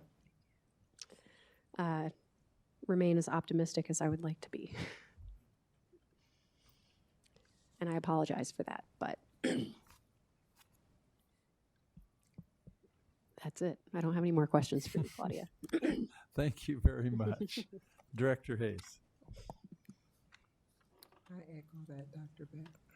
And Director DeSalvo did ask a lot of the questions that I had on the third page here for energy efficiencies. We fell quite a bit short. I'm wondering if that had anything to do with the solar discussions that we had. Oh, good question. I don't know how much of that had been factored into that previously. I don't think it was. It was based on the other things that we've been doing throughout the buildings. And yeah, we came up short. I don't know if the projections were off on that year or a combination of the terrible winter that we had. And we do have all of our buildings are air conditioned now, where in the past they weren't. So I think it's a variety of things, but I don't think the solar was part of that. Okay. And my next question is for the miscellaneous deductions. You didn't hit that at all. Could you please refresh me on some of the things that could have went into miscellaneous? There were a variety of items, and like I think Director DeSalvo had asked, why didn't we get any of those? We had already achieved those reductions in the prior year. They weren't there to reduce again, so we should not have included that $787,000 in our reduction plan for fiscal 19 because those items weren't there to reduce again. With your honest opinion, can you please kind of give me your feelings on how you think that this may look when you turn it in? My opinion is that we still have a long way to go, but I think the SBRC will recognize that we're making progress. I think it'll be important to point out to them that we are expecting to show even more progress a year from now. This is the year just starting where we made the really big cuts in staff and, increasing class sizes. And so my expectation and hope is that a year from now, the number of our spending authority balance is going to look greatly improved. Okay. And I think they'll see us heading in the right direction. Okay, thank you.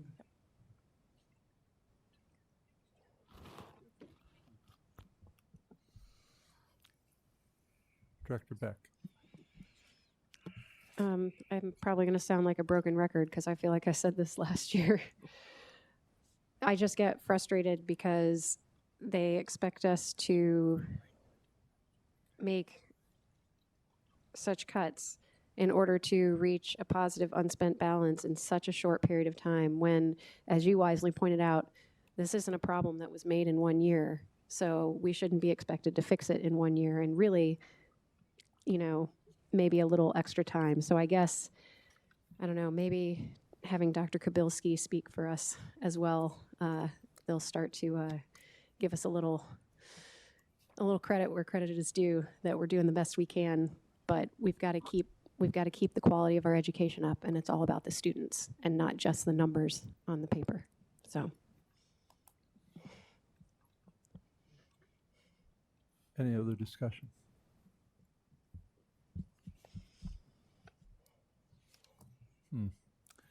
I've got a couple of comments. One thing is that Dr. Kabilski cannot speak for the board. And I meant the district. I understand, but I'm going to say a few things in a moment about that. So, Claudia, with this, you're asking us to approve all this. Do you have any concerns about this? Well, I'd like to have another week so that our certified annual report could be finalized, but that's not how the timetable goes. So I think otherwise, I think because I reached out to Cassandra and expressed that concern about the possibility of the final numbers being different, I wanted to make sure that she knew that I understood that some things can happen here in the last, few days of finalizing that report. And she did recognize and acknowledge that. So I don't think I have any great concerns. I wish the number was better, but I think we're making improvement, and I think that they'll see that. So I was thinking about all these SBRC meetings, and the last one, I think, was where the plan was presented, the 2-year and 5-year plan was presented, and the SBRC, as I recall, unanimously approved the acceptance of our plans. Yes, they did. I don't remember exactly what the wording of the vote, but that's essentially what they did, I think. They were even concerned we might be a little bit too aggressive in the way that we presented it. We presented the 2-year and the 5-year plan. Prior to that, I think that we got into trouble starting probably back in 2015, I'm thinking. Yeah. And then we continued to get into trouble, I think, for 2 subsequent years. And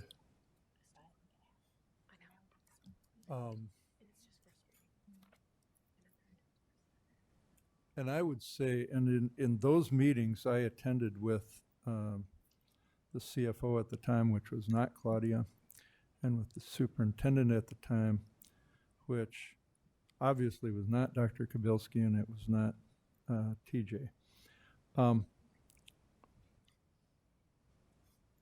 The questions I got was, do you know what the heck you're doing, board president? Do you know what's going on with the taxpayers? Because we continued to dip into reserves. And I think they were kind of stunned. And the discussion at the SBRC and at the state board, I mean, there's been this discussion of Farragut and some other districts. And I think that they've said, generally speaking, they aren't thinking along those lines. But there has been a little bit of murmuring about things like that. One of the things that they hammered me for, and this was the SBRC, and it wasn't this past meeting, it was probably the meeting before that, or the meeting before that. They hammered me for letting the board approve the plans that we approved. We approved plans, and it was probably 2 or 3 years ago. I don't recall now. And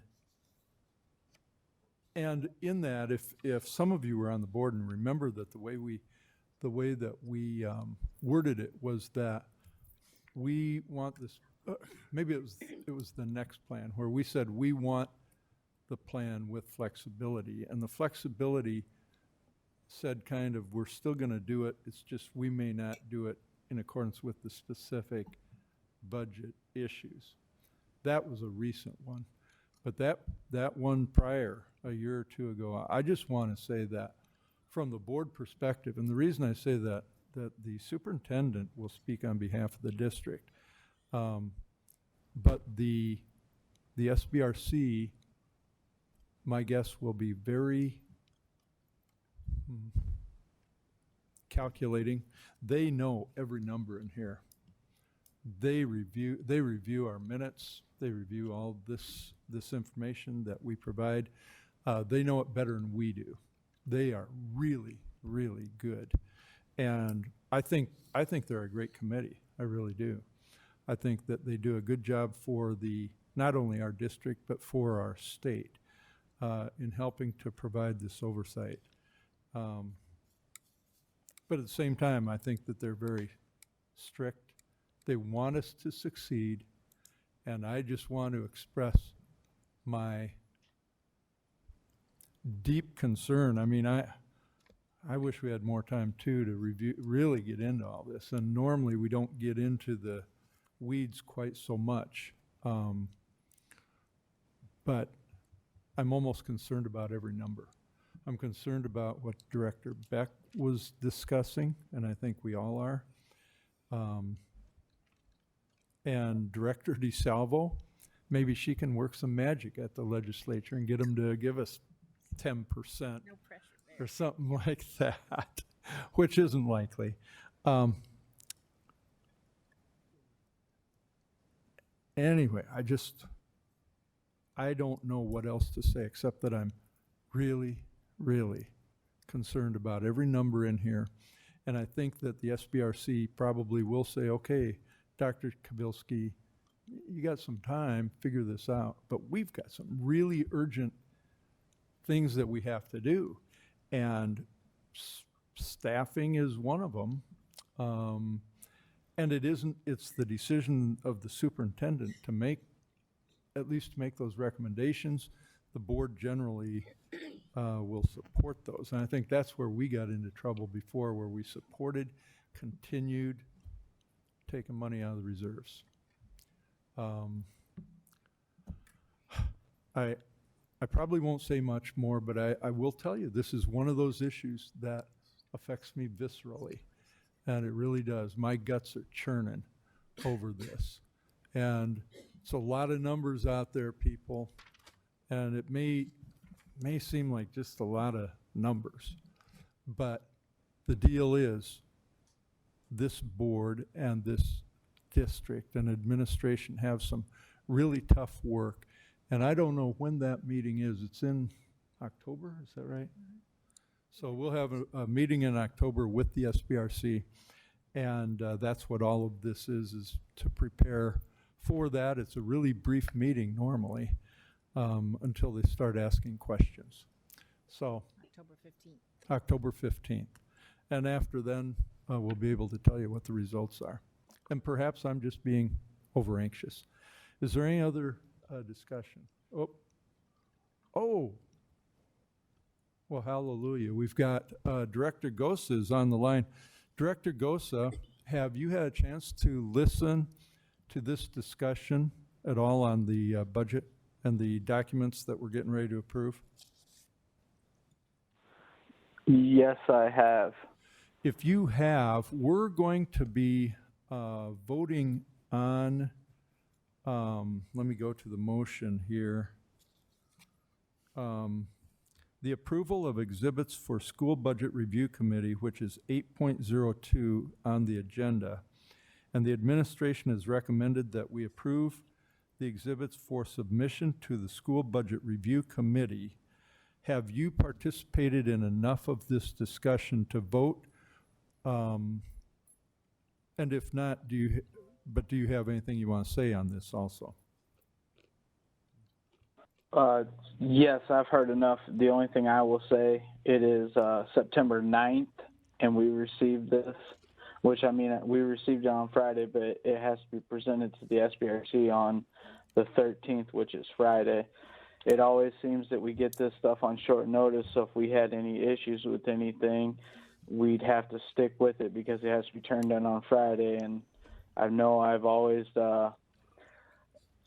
stated my concern with getting stuff on short notice and then having to turn it in, that we get rushed into everything. So I'm going to vote no on this, but that's why I'm tired of being rushed into everything, and maybe eventually everyone will understand they should get us the information a little bit sooner so we have time to go over everything.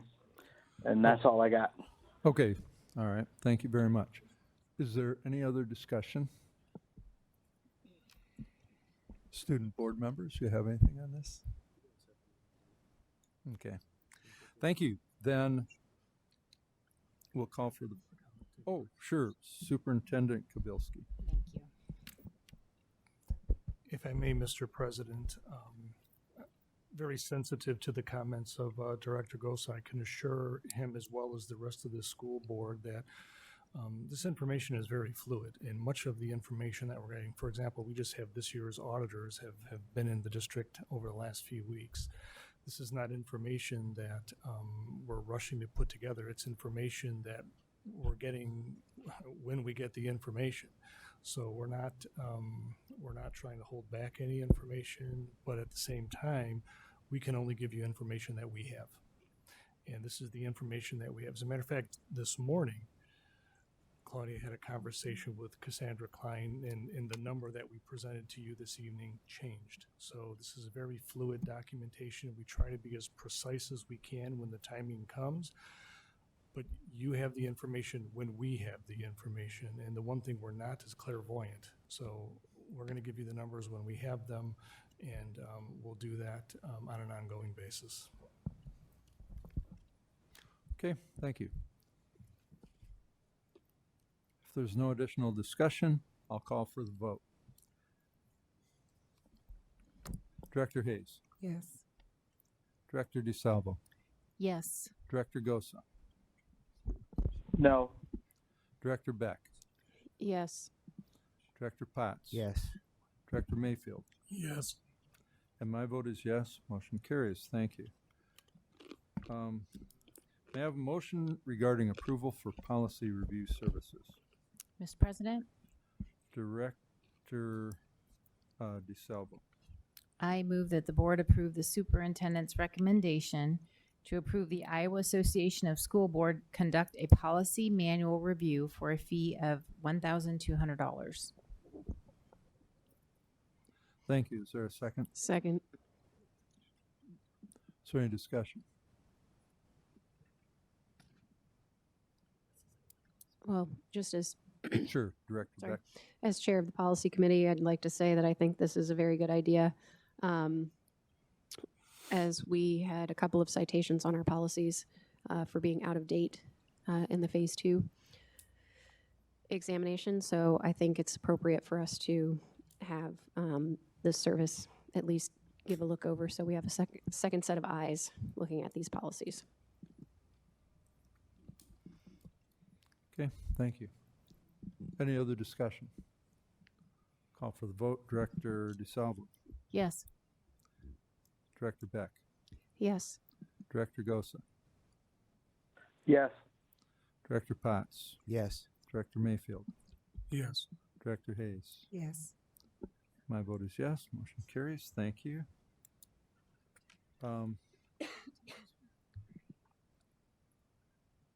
May I have a motion regarding approval of policy? Mr. President, Director Beck.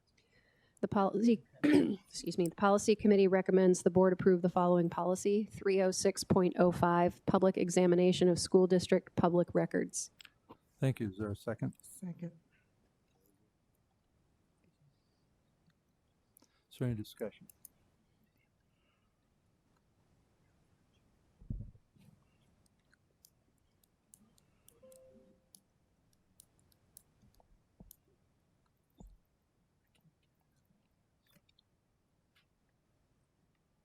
If there's none, give me a second. I've got to read through this.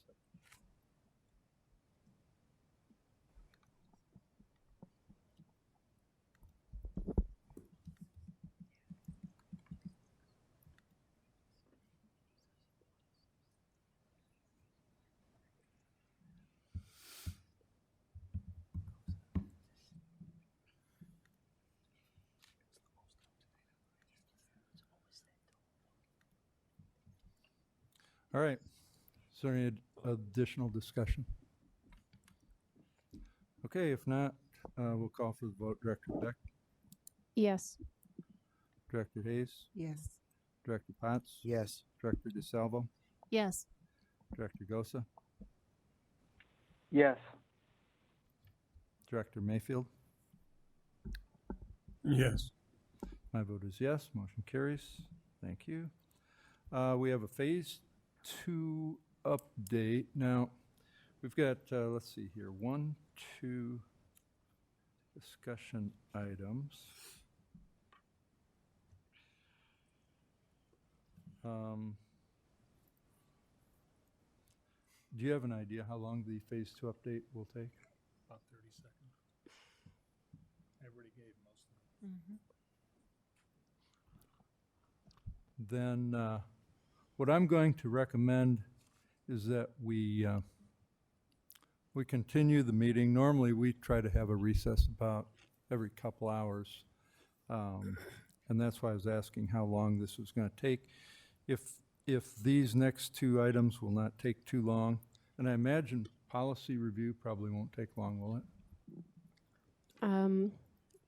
You and Director Gosa would probably have a better sense of that for policy 303.01. Yeah. Okay, let's continue on then.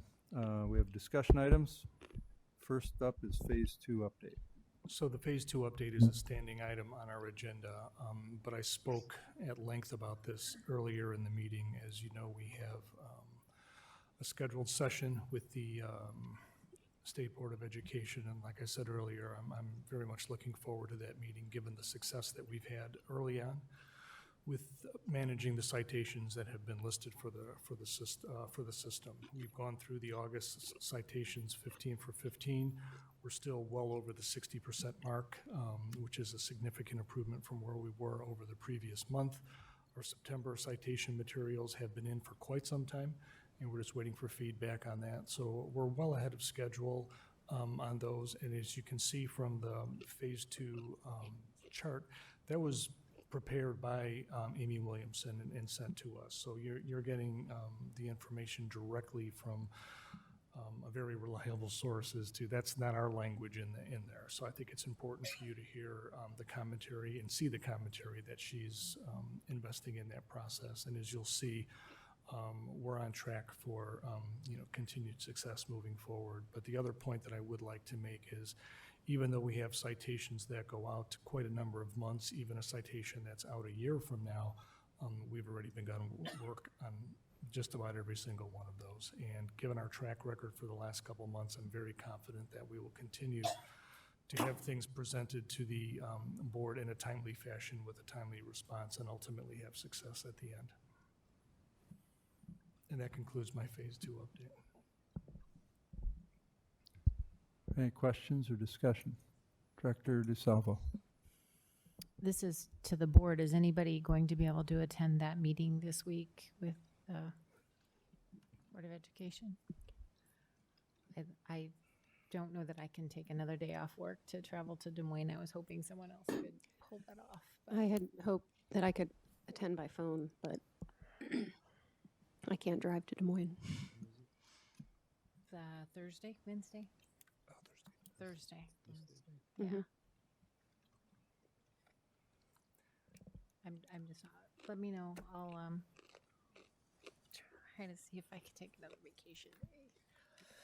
But I do think it's important that we have a board member present at these meetings, because the last meeting that I attended, they asked me very specifically, does this board support this plan? And I can speak for myself, and assuming the rest of the board does, but that was a very specific question they had. And I think that if we can attend those meetings that and answer those questions and just show that we are in support of the plan, that helps a great deal.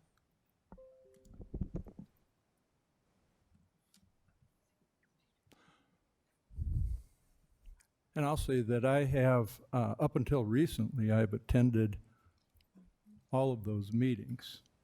Once the board was obliquely asked to attend. And I'm not going to say much about those meetings, especially anything that I'll just not say much. I've thought about the importance of attending the meetings, and yet it has to be important enough to attend the meeting as well. So I probably will talk with Mr. Lane about whether or not to attend.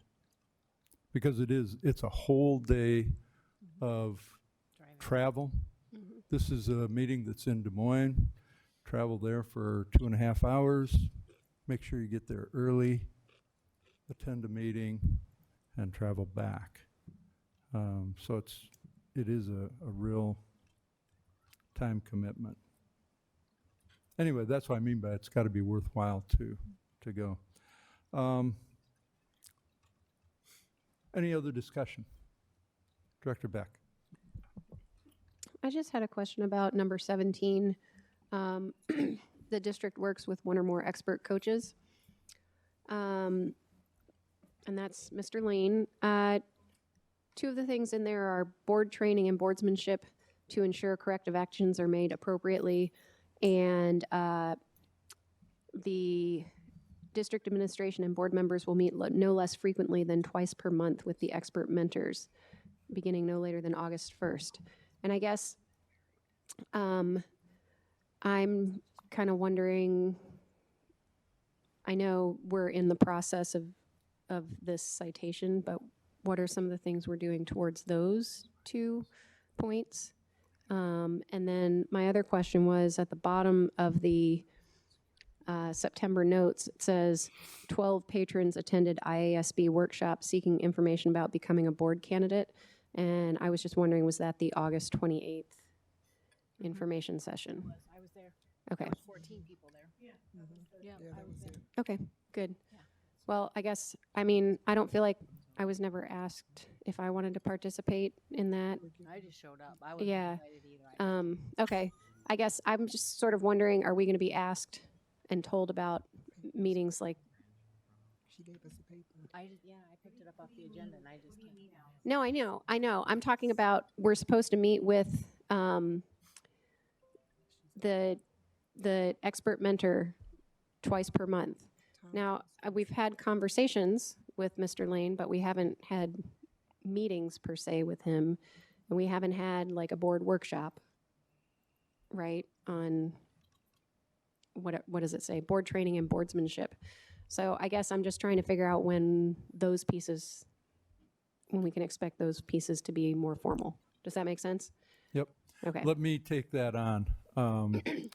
I've been talking with Mr. Lane about a number of things, and in fact, we've been working on a board workshop even before we got a special mentor.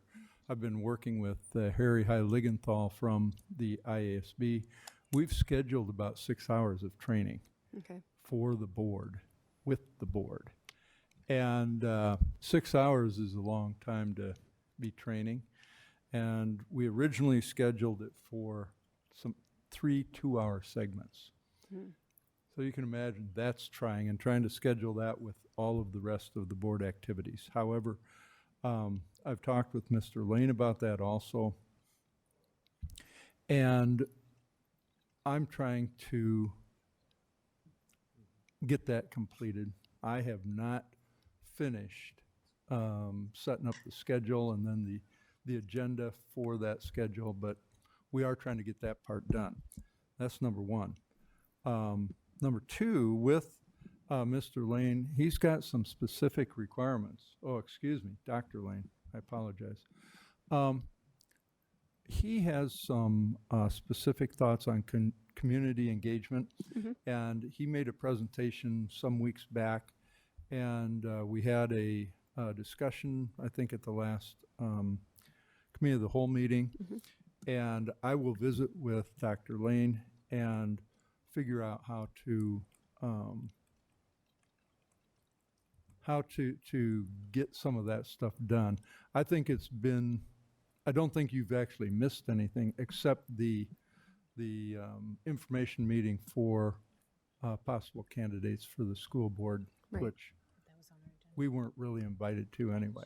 So Okay. I thought in the past people had been asked if they could help participate or we, something like that. and that's And correct. so- For years, we have done that. Oh, okay. So it was done differently this year. Yeah, right. our board did that for several years, and Dr. Lane and the IASB offered to conduct those sessions for us Okay. Got it. rather than us doing it. Got it. So that's why that happened. Okay. Okay. Can I follow up real quick? Sure. I guess I just want to make sure that I'm getting the training that I need, that we're all getting the training we need to make sure that we are doing Mhm. a good job and we're overseeing what we need to oversee and we're not in a bad position. So Yep, absolutely. Thank you for that. And I will be following up, and we'll get some information out shortly. Director DeSalvo. A couple things I would say to that,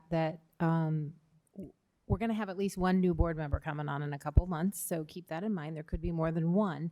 So to make it worth our while, honestly, do I want to spend 6 hours in board training knowing I'm going to roll off in November? Probably not. But for the rest of you, it may be very beneficial. It would be very beneficial. But you're going to have new board members coming in too that you need to invite in that group as well. So keep those things in mind. And I know Dr. Lane will do that as we plan these things. But those are things that we have to remember, that timing is everything with elections right around the corner. And there's a lot of things hanging in the wings with that we have to make sure that we're strategic in planning some of these events. The other thing that I will say is there's a huge opportunity for anyone on this board right now to, and I think Ralph is trying to get someone to represent us on the IASB board, or whatever. We're going to talk about that in a little bit, but that's a huge opportunity that I think someone on this board should step up and take advantage of, because there are opportunities out there for board members to get involved. So I think we're talking about that later. We are actually going to talk about that, and somebody has already stepped up to volunteer. Director Hayes. I attended that workshop. There were some sheets that were laying here on the desk. I had to leave early, but there were some nice slides that were there, and I'm wondering if Dr. Lane can maybe provide those slides to us, because there was some important information in there that you may or may not know, and if not, if you didn't know it, it's a refresher of the responsibilities of board members. So perhaps he can send that to Mary, and Mary can get that to us. Thank you. And I didn't realize we had switched formats, so that's why I was kind of curious about how it worked, but that's totally fine. I get it. And I do appreciate Director DeSalvo's point that we are going to have new board members soon, and we do want to make it worthwhile, but I don't want to wait until November to make sure that, you know, as a board, we are doing the right things either. So I know it's a fine line to walk. We're in a tough spot right now. I just won't go to that. Any other discussion? Director Gosa, do you have anything? No, I do not. Okay.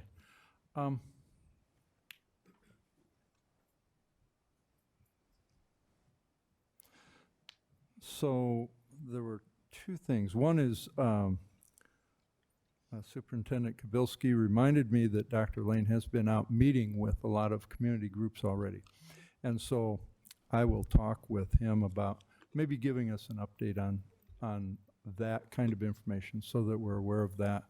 I will follow up with Harry on the meetings.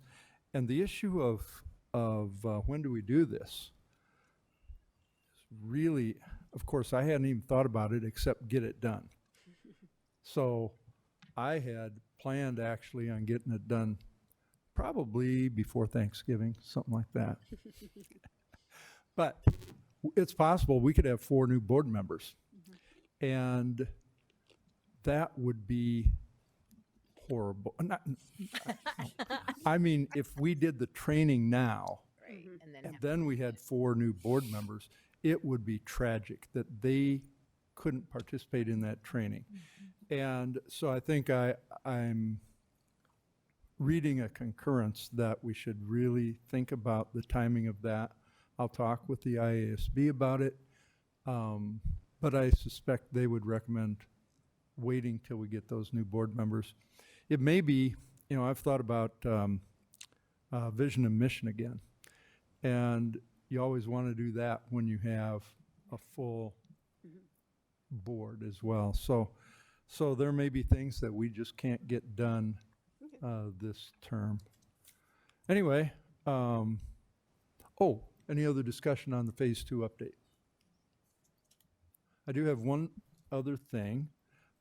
We've been talking about a Gantt chart, and I keep thinking that it's kind of imminent, and I don't know is there like a timeline on when that would happen, do you think? I'll have to ask. Okay, all right.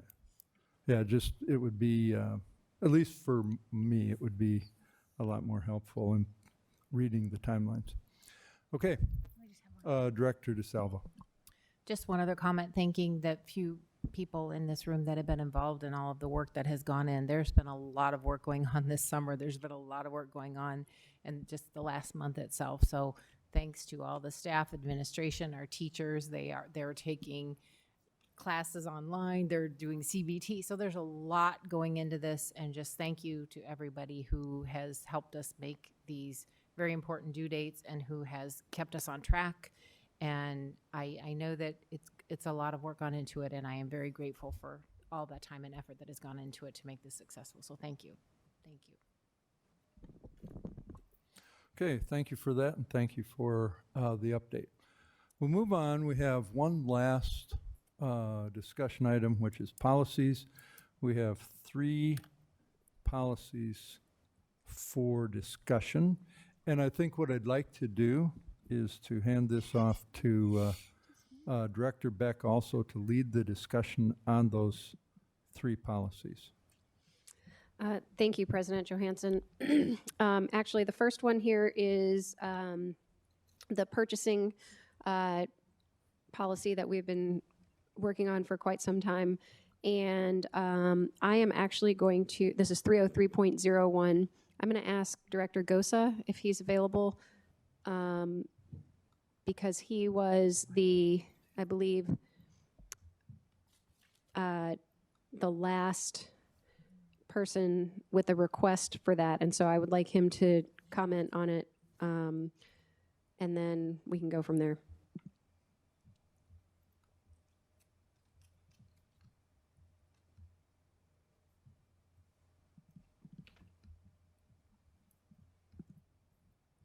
Are you there, Dan? Yes. Sorry, I had my phone on mute. I believe what we came back with when we were at one of the last policy committee meetings, I think, Ralph, you were not there. One before that, Dick Davidson had said that we had some stuff in the policy that needed to come out. Even though I believe that Wendy Meyer had told us we were okay with how we were doing it, but apparently the way that the policy had got done wasn't correct because the stuff we wanted to add in needed to be put in post-bid. And I know Dr. Kabilski was going to talk to Wendy Meyer to find out about if we'd be able to put the survey in post-bid after the lowest bidder was awarded. So I guess I kind of wanted to see how that went, if he had heard anything back before I talked too much more on that. I will say on the third page of that policy under public improvements, there is language now. Once awarded, the school district may require the lowest responsive bidder to provide information to determine the bidder's responsibility relating to the bidder's experience, number of employees, and ability to finance the cost of the public improvement. Is that what you're referring to? I was referring to the survey that I had sent you guys that Polk County uses. That's what I was referring to. Because we had, at the last policy committee meeting, we had talked about adding that language in, but Dr. Bilsey said he wanted to check with Wendy to make sure that that was okay to have that in for post-bid. So I didn't know where we were at with that. I can give him an update. Okay. I'll let Dr. Kubilski give us an update. So I had an opportunity to talk with our attorney since that meeting, Director Gosa, and it was her recommendation that if we wanted to move in a direction similar to the document that you referenced from Polk County, that should be an administrative guideline and not directly embedded within the policy. That's her recommendation as our legal counsel. And is that the answer you were? Yeah, because I thought we had talked about that, and then we talked about just referencing it in the policy to make sure that it was carried through administrative regulation. It's my understanding that the language that she put in here of once awarded, the school district may require the bidder to provide information would refer to that survey, but we can certainly tweak it to something a little bit more specific if you would like us to. I guess rather than seeing may, I would rather see will, and that would mean that it would get done. Because I don't feel like doing it on this one or whatever. Not saying that that happens, but I mean that's kind of a loophole right there. Okay.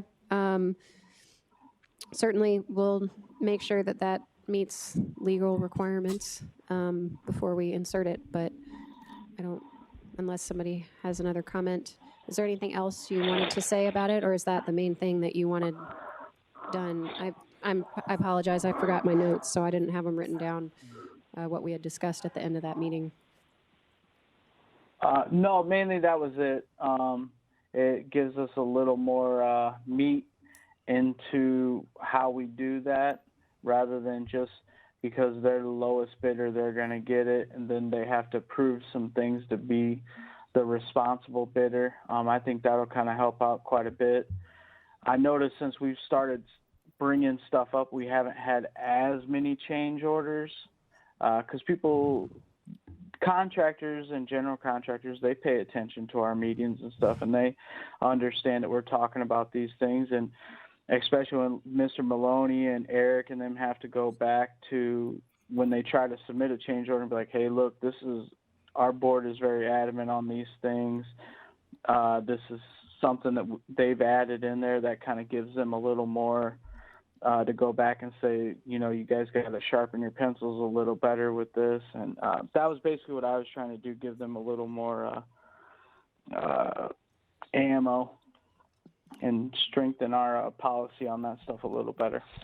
Okay. I will now, Director DeSalvo, you have something to say?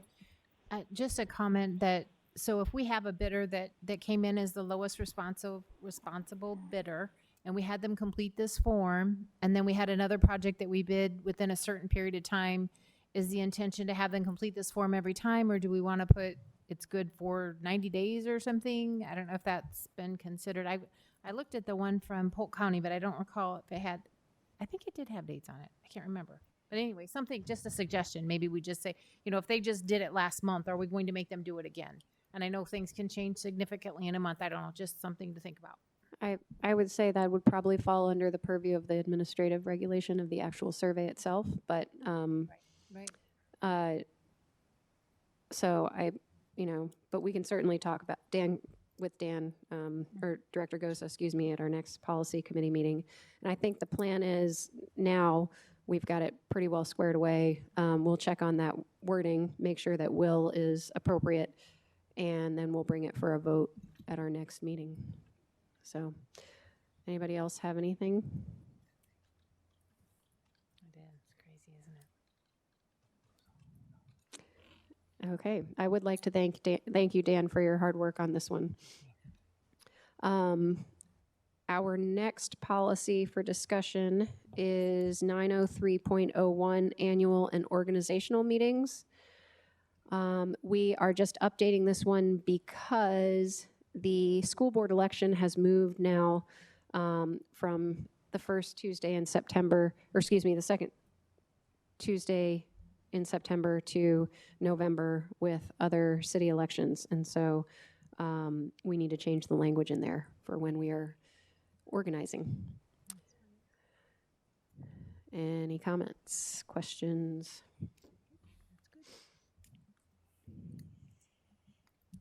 President Johansson.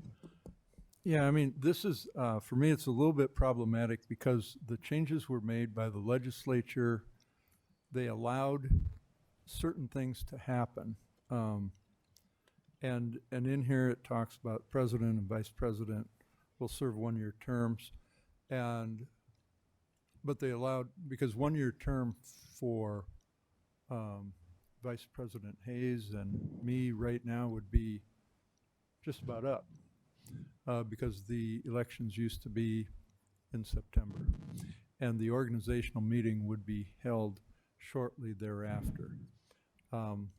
So there's that provision that allows us to continue for a couple months until we get to the next election. And there are some other issues that need to be addressed, but they don't have to be addressed in an annual meeting or an organizational meeting. And so I just wanted to kind of identify, or not identify, just clarify that these things are a little bit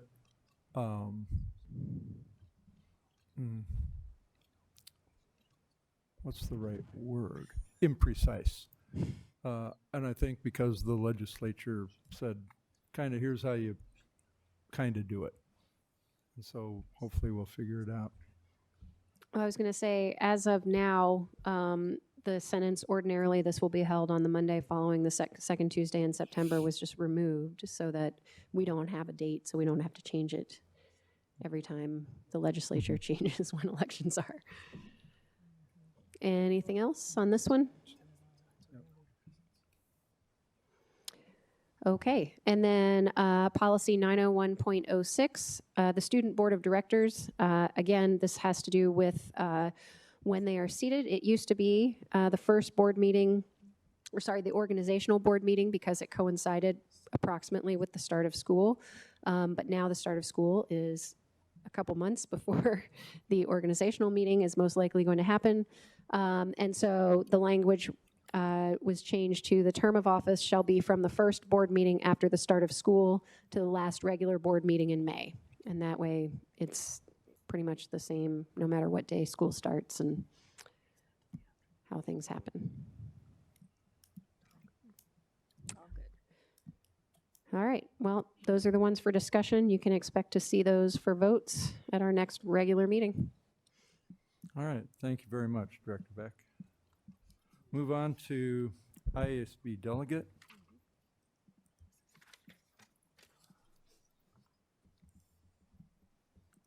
And Director Potts has volunteered for that position. So we'll go ahead and accept his offer, and he will be the IASB delegate for Davenport. And it really is important. And the Iowa Association of School Board annual meeting, I don't even know when that is. It's normally November, I think. It's, isn't it November 20? It's during the, this is during the Oh, annual it's right meeting. there. Yep, yep. So it's the 20th and 21st of November. this Say year. that again? The annual meeting is the 20th and 21st of Right. November. Yep. Yep. So he will represent us, and normally there's some questions and things that he has to get, and he'll be asking the board for its thoughts on these things. So that's it. Any other questions on that? Great. Then we'll move on to administrative reports. None at this time. Are there any board requests other than those that I've received already? Okay. I haven't received any. So, all right, with that, I'll entertain a motion to adjourn. So moved. Is there a second? Second. All those in favor say aye. Aye. This meeting is adjourned. Thank you.